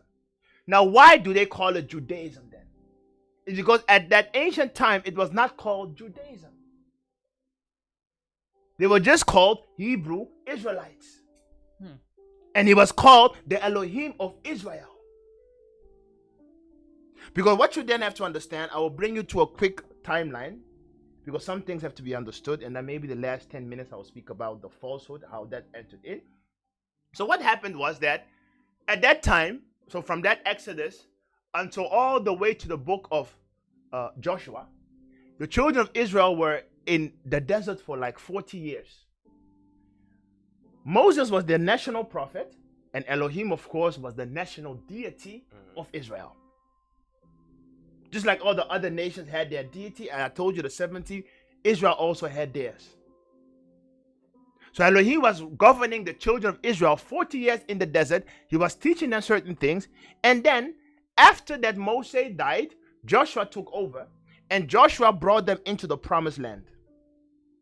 And for a period of time then, Israel was then governed by judges. Give me the book of Judges 2 verse 7. Judges chapter 2 from verse 7. So Joshua the prophet was leading them, guiding them. And the people served Yah all the days of Joshua. Listen, and the people then, they served Elohim all the days of Yahushua. And all the days of the elders that outlived Joshua. And all the days of the elders that outlived Joshua, who had seen all the great works of Yah. they saw the great works of Yah. That So the fear of Yah was in them. And through that fear, they were then teaching the people to adhere to Yah. Verse 8. But the moment Joshua died and the elders died, go ahead. Verse 8. And Joshua the son of Nun, the servant of Yah, died, Uh-huh. being 110 years old. And they buried him in the border of his inheritance in Timhateres, in the mount of Ephraim, on the north side of the hill Gash. And also all that generation were gathered unto their fathers. And there arose another generation after them, And there arose another generation after them. which knew not Elohim, They knew not Elohim. nor yet the works which he had done for Israel. Uh-huh. And the children of Israel did evil in the sight of Yah. Which verse is that? Verse 11. And the children of evil, the children of Israel. Israel did evil in the sight of Yah. And served Baal. And they served who? Baal. Now this Baal, he was the god of the Canaanites. The land which they took over. I told you, every nation has their god. So when they took over Canaan, the god of Canaan was Baal. Some others call him Baal Hadad. The god of Canaan was Baal. So when the children of Israel went there, when Joshua died and the elders also died, there arose a generation which knew not Elohim. Meaning Elohim kept quiet. He hid himself. That's what he loves to do. He hid himself. So the people were in a stage of darkness. So then in the pursuit of what to serve, they ended up with Baal. Yeah. So they began to worship Baal. Now give me verse 16. Judges chapter 2 verse 16.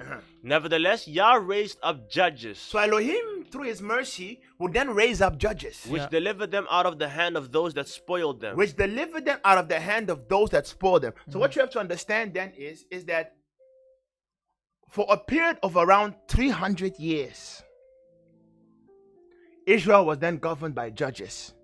So they would then have a judge who would arise, then they would dismiss the judge, enter into darkness again, and Elohim at that time would be quiet.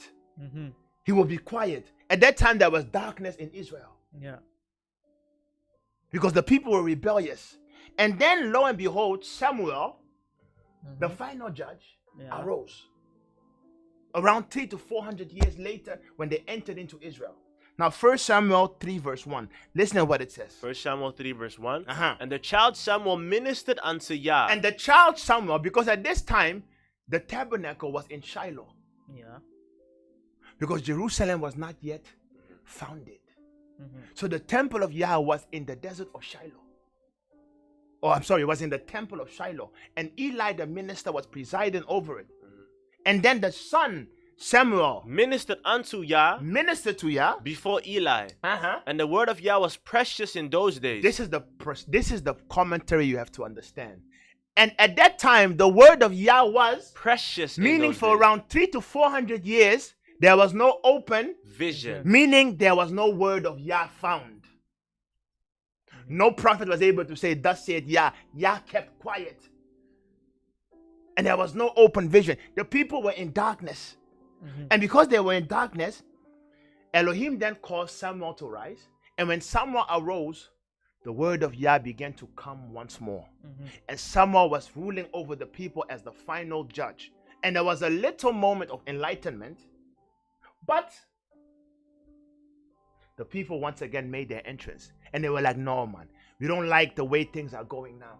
So they went to Samuel and they said, Samuel, we want a King. 1 Samuel 8 verse 1. 1 Samuel chapter 8 verse 1. And it came to pass when Samuel was old that he made his sons judges over Israel. So he made his sons judges. The name of his firstborn was Joel, and the name of his second was Abiah. I gave me verse 7. That Verse 7. Uh-huh. And Yah said unto Samuel, hearken unto the... No. Verse- Give me verse 3. verse 5. Okay, verse verse 5. 5, Or verse 4, sorry. Mhm. Then all the elders of Israel gathered themselves together. Then all the elders of Israel came to Samuel. They were like, hey, we have observed that this system of judges, it's not working. And We they don't- said unto him- we don't like it because we have seen the other nations, all of them have kings. How come we don't have kings? All of them have kings. So we also want to be like the other nations. Verse 5.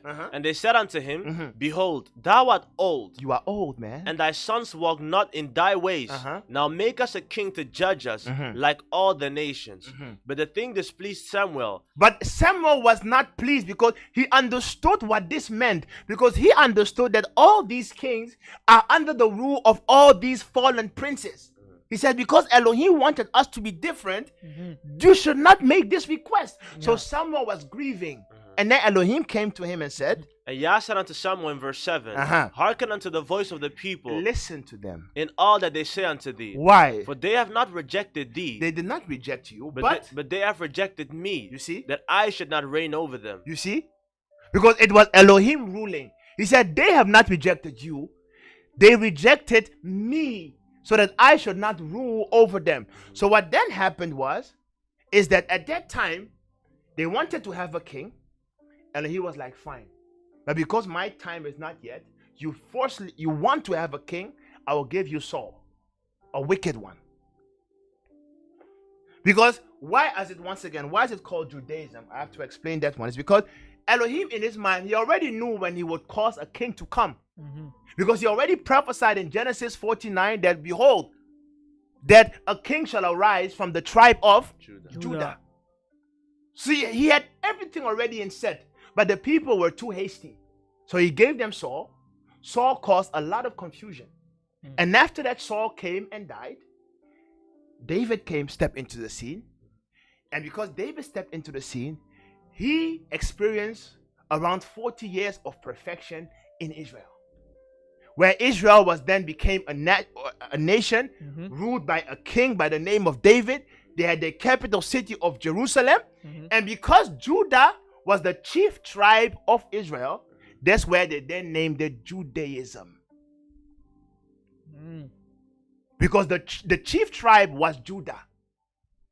That is also where, when you read the New Testament, the word Jew simply means a Yahudi. Why? Because they were the chief tribe. Because out of them arose kings. But do not let that name simply fool you. Because in the order of Elohim, Judah is not number one. Levi is number one. Because Judah is the physical king, but Judah is the spiritual priest. I'm sorry, but Levi is the spiritual priest. So Levi is one, Judah is two. That is why what you then see is Judah and Levi are linked. Work together. Judah and Levi are linked. So why am I telling you all of this? Is because when after the succession of kings, when David fell, Solomon took over. When Solomon took over, the kingdom was divided. And when the kingdom was divided, there were a lot of wickedness happening in Israel. There was a lot of wickedness happening in Israel. And one of the things that really happened that struck the chord of Elohim was the death of Zechariah ben Yehuda. This is in 2 Chronicles 24:20. Elohim warned them, don't take kings. They took kings. So now look at what happened. The curse began to ensue. 2 Chronicles 24 verse 20. And the spirit of Elohim came upon Zechariah. Now what happened here this was on the Day of Atonement. Where the people and the priests were supposed to make atonement. They were doing abominations in the temple. And so the spirit of Yah came upon Zechariah, the son of Jehoiada, the priest. The son of Jehoiada, or Yehuda the priest. Which stood above the people and said unto them. He stood above the people and said to them, Thus saith Yah. Why transgress ye the commandments of Yah? Why are you doing this? That ye cannot prosper. It's because of this that you are cursed. Because ye have forsaken Yah. Because you forsook Yah. He had also forsaken you. He also forsook you. And they conspired against him. And then, under the rulership of King Joash, they conspired against Zechariah the priest. And stoned him with stones. They killed him on the Day of Atonement in the temple. At the commandment of the king in the court of the house of Yah. In the court of the house of Yah, they killed this Zechariah. Read. Thus Joash the king remembered not the kindness of Jehoiada his father had done to him, but slew his son. And when he died, he said, listen, and when he died, what did he say? Yahuwah look upon it. He cursed them.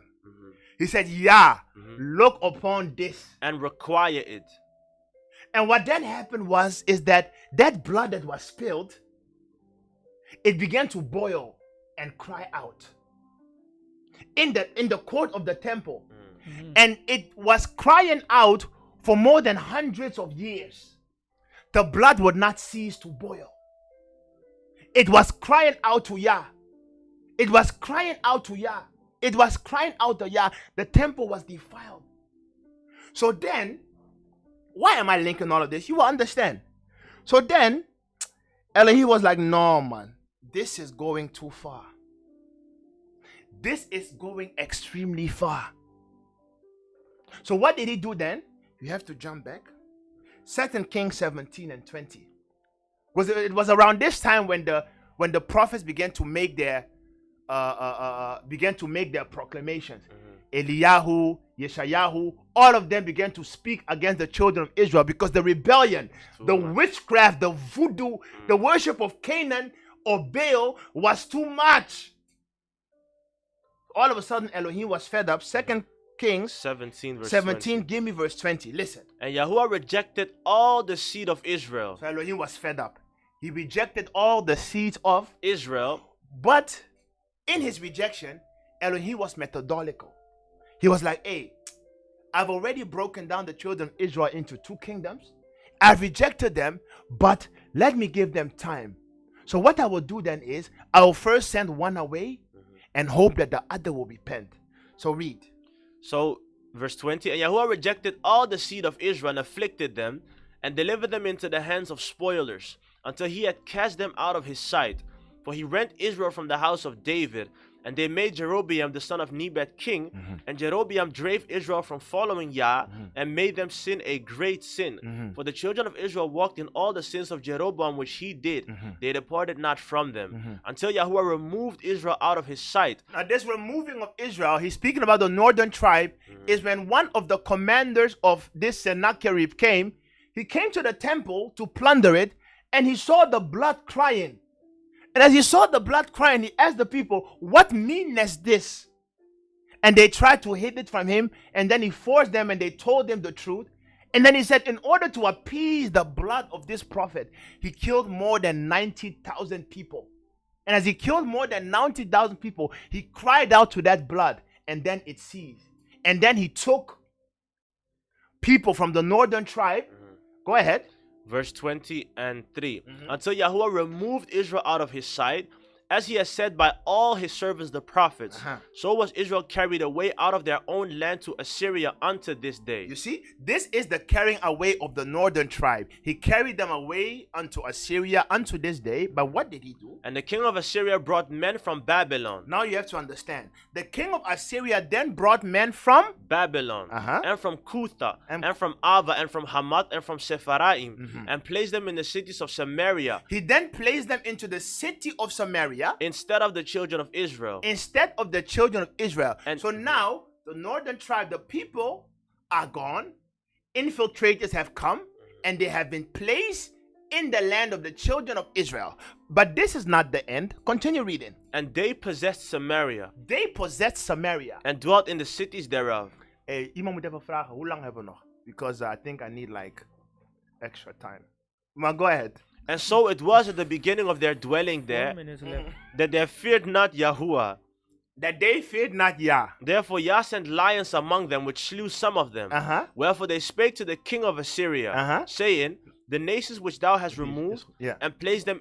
15 minutes. Okay. So good. Yes. He says, the nations which thou hast removed, and placed them in the cities of Samaria, know not the manner of the Elohim of the land. Now you have to understand this. It's important to understand. As these foreigners came into the nation, they brought their own strange customs. And because of that, Elohim sent forth lions. Therefore he had sent lions. Why? Among because them. every land has their own rules. And the governing Elohim of that land has rules. And if you fight the rules of that land, the land itself will fight you. So when the foreigners came, they did not understand the customs, keeping the Sabbath, all these things. So the land became angry. So lions began to come and devour them. So they said, hey, bring some of the priests. Let them come and teach us some rules. So the priest then came. From verse 27. Then the king of Assyria commanded, saying, carry thither one of the priests whom ye brought from thence, and let them go and dwell there, and let him teach them the manner of the Elohim of the land. See, go ahead. Then one of the priests whom they had carried away from Samaria came and dwelt in Bethel, and taught them how they should fear Yah. And he taught them how to fear Yah. But read. Howbeit every nation made gods of their own. You see, it says the priest taught them how to fear Yah. Howbeit every nation made gods of their own. They made gods of their own. And put them in the houses of the high places. And they put them in the houses of worship. Which the Samaritans had made. Which the Samaritans had made. Every nation in their cities wherein they dwelt. Listen, every nation in the city where they dwelt. And the men of Babylon made Succoth Baanoth. And the men of Babylon made Succoth Baanoth. And the men of Cuth made Nergal. And the men of Cuth made Nergal, the flying bed. And the men of Hamath made Ashima. And the men of Hamath made Ashima, a goddess. And the Avites made Nebas and Tartak. The Avites made Nebas and Tartak. And the Sepharvites burned their children in fire to Adramelech and Anamelech. Go ahead. The gods of Sepharvaim. So they feared Yah and made unto themselves of the lowest of them priests. Are you understanding what it says? You have to read carefully. It says, so they feared Yah and made unto themselves of the lowest of them priests of the high places. Continue reading. Which sacrificed for them in the houses of the high places. Continue reading. They feared Yah. Listen, they feared Yah and served their own gods. You see? And they served their deity. So when the priest came, they inquired of the priest, tell us what are the musts. What are the loopholes in this system? So the priest told them there are certain things you can do, other things you can't do. They said, we understand. Cool. So what they were doing was they then began to mingle. Hey, they began to test the surroundings. Some things we do and this God is quiet. Yeah. So we will do some things to appease him, but we also keep our own deities. This is what they did. And this is where it was at this stage when corruption began to happen. Why? Continue reading. So verse 33. They feared Yah and served their own gods, after the manner of the nations whom they carried away from thence. Unto this day they do after the former manners. Unto when? Unto this day they do unto the former manners. They fear not Yah. Go ahead. Neither do they after their statutes. Neither do they do after their statutes. Or after their ordinances. Or after the law and the commandments which Yah commanded the children of Jacob, whom he named Israel, with whom Yah made a covenant and charged them. So he's telling you the covenant with whom he made it with the children of Israel. But these impostors, when they came, Elohim knew them not. But they mingled themselves amongst the people. But in their mingling, they also brought their own deities into the service system of the temple. Go ahead. With whom Yah made a covenant and charged them, saying, Ye shall not fear other gods, nor bow yourselves to them, nor serve them, nor sacrifice to them. But Yahuwah, who brought you up out of the land of Egypt with great power and a stretched out arm, him shall ye fear, and him shall ye worship, and to him shall ye do sacrifice. And the statutes and the ordinances and the law and the commandment which he wrote for you, ye shall observe to do them forevermore. And ye shall not fear other elves or gods. And the covenant that I made with you, ye shall not forget. Neither shall ye fear other gods. But Yahuwah your Elohim ye shall fear, and he shall deliver you out of the hand of all your enemies. Which verse is that? Verse 39. Jump to verse 41. Verse 41. So these nations feared Yah. So these nations feared Yah. And served their graven images. And they served. So do you see why the Bible is repeating that more than 10 times? To tell you that, you know why it is repeating that? It's because it was at this point when corruption happened. So the northern kingdom was then invaded. And the same thing happened with Judah. Years later, because they would not repent. So Judah was displaced into Babylon. And when they came back, behold, it was also overtaken. So why am I putting all this emphasis? Because now we are talking about the origin of Judaism as we know it today. Yeah. That's why I had to make that transition and have that segue for you to understand that corruption started when the northern tribe was displaced. That's why when you read the book of Isaiah, he keeps on saying, and the hand of Yah is stretched out still. Why was it stretched out still? Because every time he would look, he would see Baal. He would see Baal. So what happened then is when the children of Israel were later on displaced by the tribe of Judah, or the tribe of Judah was displaced, when they came back, the land was also already taken over. Yeah. Because what we read in Daniel, all of you guys must now understand that in the time of the Messiah, when the Messiah was there, Israel was under the tutelage of the Romans. And the Romans are nothing else but the Edomites. That's right. Now, what you have to understand is that the priesthood around that time was already corrupted. To confirm that, I'll send you a link, Arike. Let me see which link I've sent you. You have to read a bit fast because of life. Arike, which link? Read the second link. The Bible.org? No, the second link, the priests. I sent you 4 links, right? Read the second one I've sent. Okay. And start reading from where it says, the priesthood traced its lineage. Okay. Read so that this is one. from Bible.org? Okay. The priesthood traced its lineage from Aaron through his son Eleazar to Zadok. The other son was Ithamar. The line of the high priest was in the Zadokite family until the time of Antiochus IV. Until the time of Antioch IV, who was a Greek and was one of the descendants of the generals of Alexander. So this is already where the Grecians come in, and the priesthood was infiltrated. Continue reading. So the Zadokite family until the time of Antiochus IV Epiphanes, when Onias III had to flee for his life. Until that time, the office had a lifelong tenure, but afterwards the high priests were appointed. Listen, but afterwards the high priests now were appointed and deposed at the will of the ruler. Listen, at the rule of the ruler, whether Seleucid, whether this ruler is Seleucid, Roman. This Seleucid is also one of the generals of Alexander, whether Seleucid or Roman or Herodian. Herodian. Meaning the priesthood now could be imposed and they could be put in place by someone of Herod or so. It didn't matter at all. So the appointment was no longer by birthright because now the priesthood was corrupted. That's right. And the priesthood being corrupted, continue reading. The Hasmoneans were priests, but not of the line of Zadok. You see, that's where the Hasmoneans came in. They were priests, but they were not of the line of Zadok. They first obtained the office of the high priest from the Seleucids. They obtained the high priest from the Seleucids. These are Edomites. But then simply took the office upon upon ascending the throne. Their control ended when Herod eliminated every male in the Hasmonean line. Their control ended when Herod eliminated every male from that line. During the Roman period, there were 28 high priests. Herod appointed 7 of them himself. So there were always several ex-high priests around, and they still retained their titles and their influence. But Herod and his successors controlled the office. You see, but Herod and his successors control the office. That is why now give me Matthew 3 and 7. That's why John the Baptist was angry. That's why the Messiah was angry. He hated them Pharisees and them Sadducees because they were Herodians.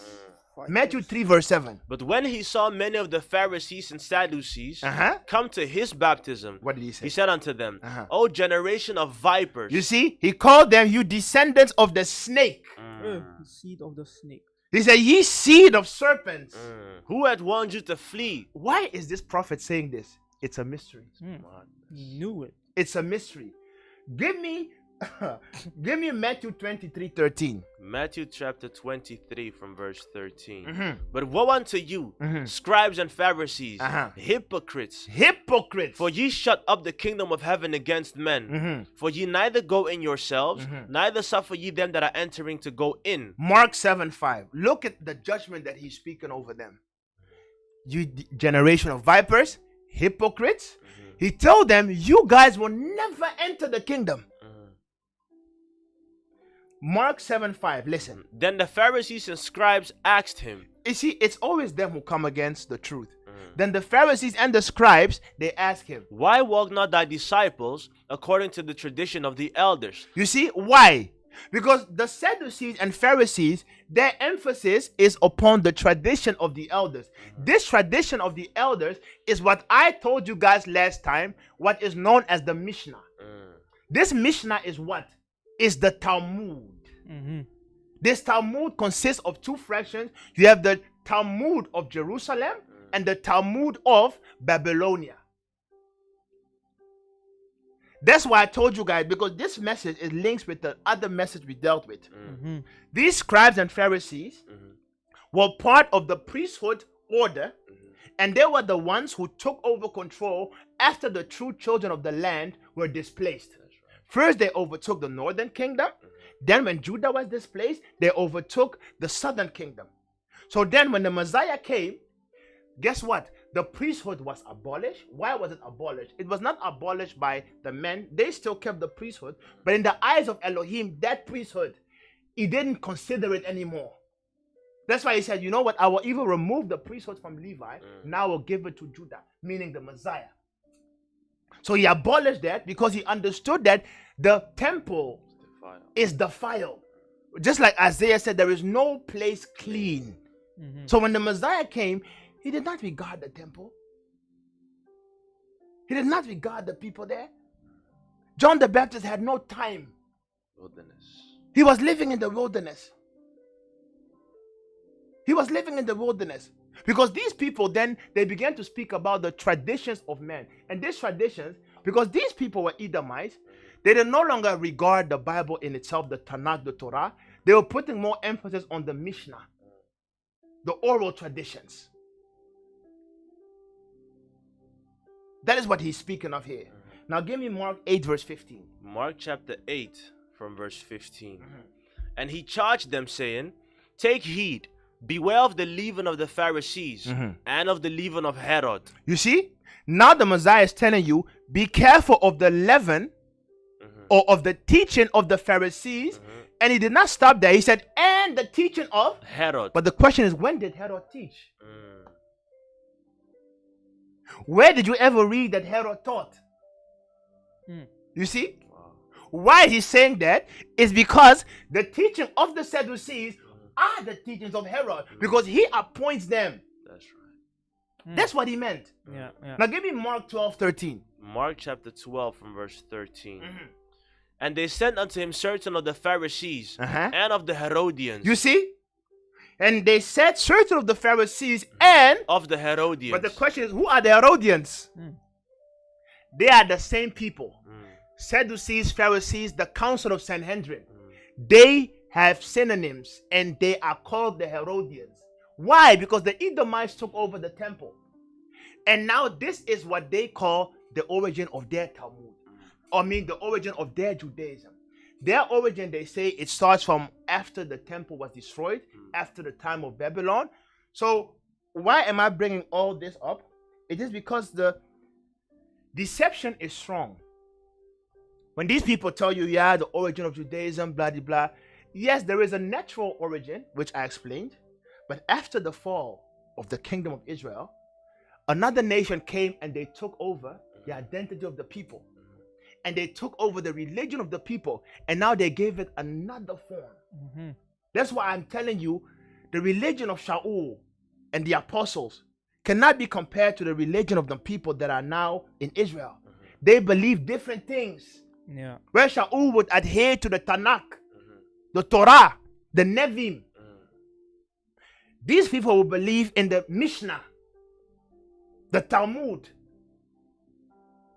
that says Negroes are cursed. Whilst the Bible says that the children of Israel are Negroes. You see the contradiction? You see the contradiction? So there are two origins, the original and the deceptive one. And to confirm one more thing, we have 3 minutes before we close. Nowadays, if you look at Judaism, you will see they have the two symbols of Judaism is the menorah and it is the six-pointed star. Now, the link I gave you with regard to the star, read it. So the Star of David. This is from Scripture Truth Ministries. Read. Right? The Jewish star. Listen, the Jewish star, which is the six-pointed star, which you see everywhere. Commonly referred to as the Star of David. Commonly referred to as the Star of David. But when you read the Bible, there is no mention of no star of no David in no scripture at all. Nope.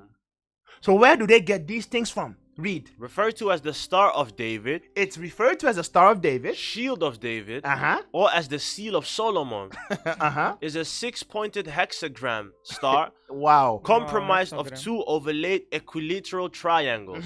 This star is most closely identified with Jewish identity, and it appears on many things Jewish, including the flag of the state of Israel, clothing, jewelry, synagogues, tombstones, and many other Jewish items.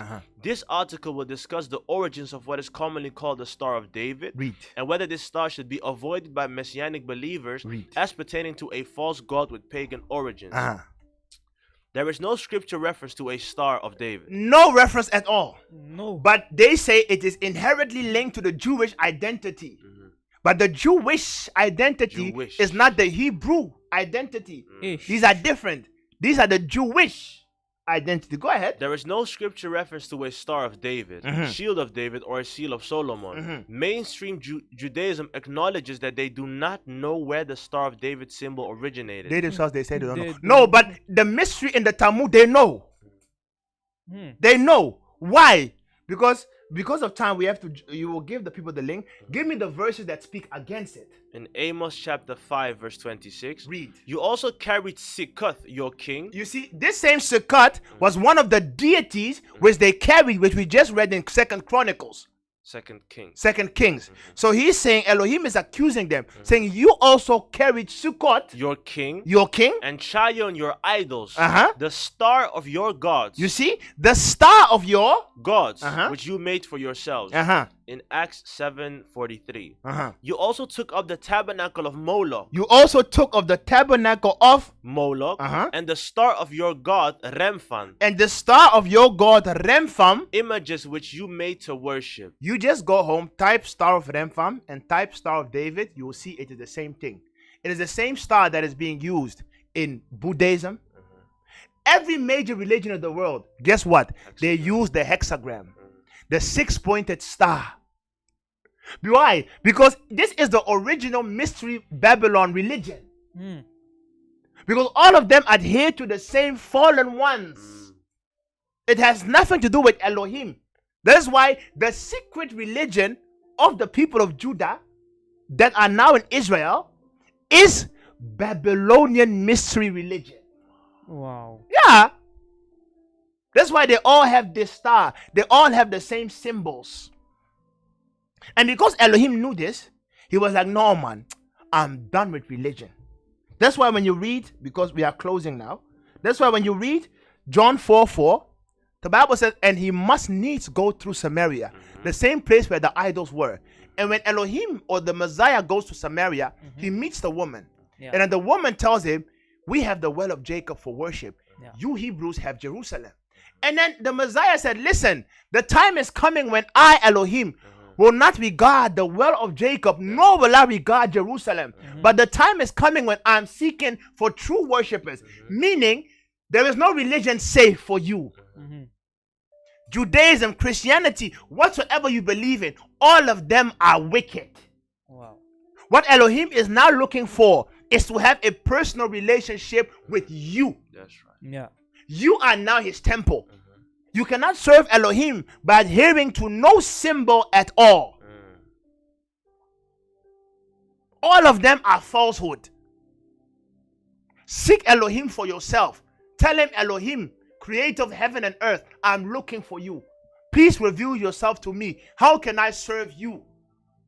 And then if you are his, he will hear your call. He will reveal himself. But if you belong to the other ones, they will reveal themselves to you. To each his own. To each. Wow. To each his own.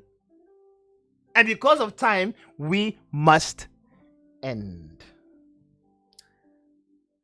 Yeah. So, people, as you have heard, there are many things to be discussed. So, this was the topic, Judaism, with the new theme, the origin of religion. So, I hope you learned something. I myself am flabbergasted about many things, so I have to rewatch the show back.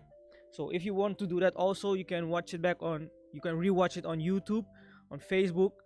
Those are the platforms where we stream these things, these messages. So thank you guys for listening. Also the people at home, from wheresoever you're listening, scattered throughout the four corners of this world.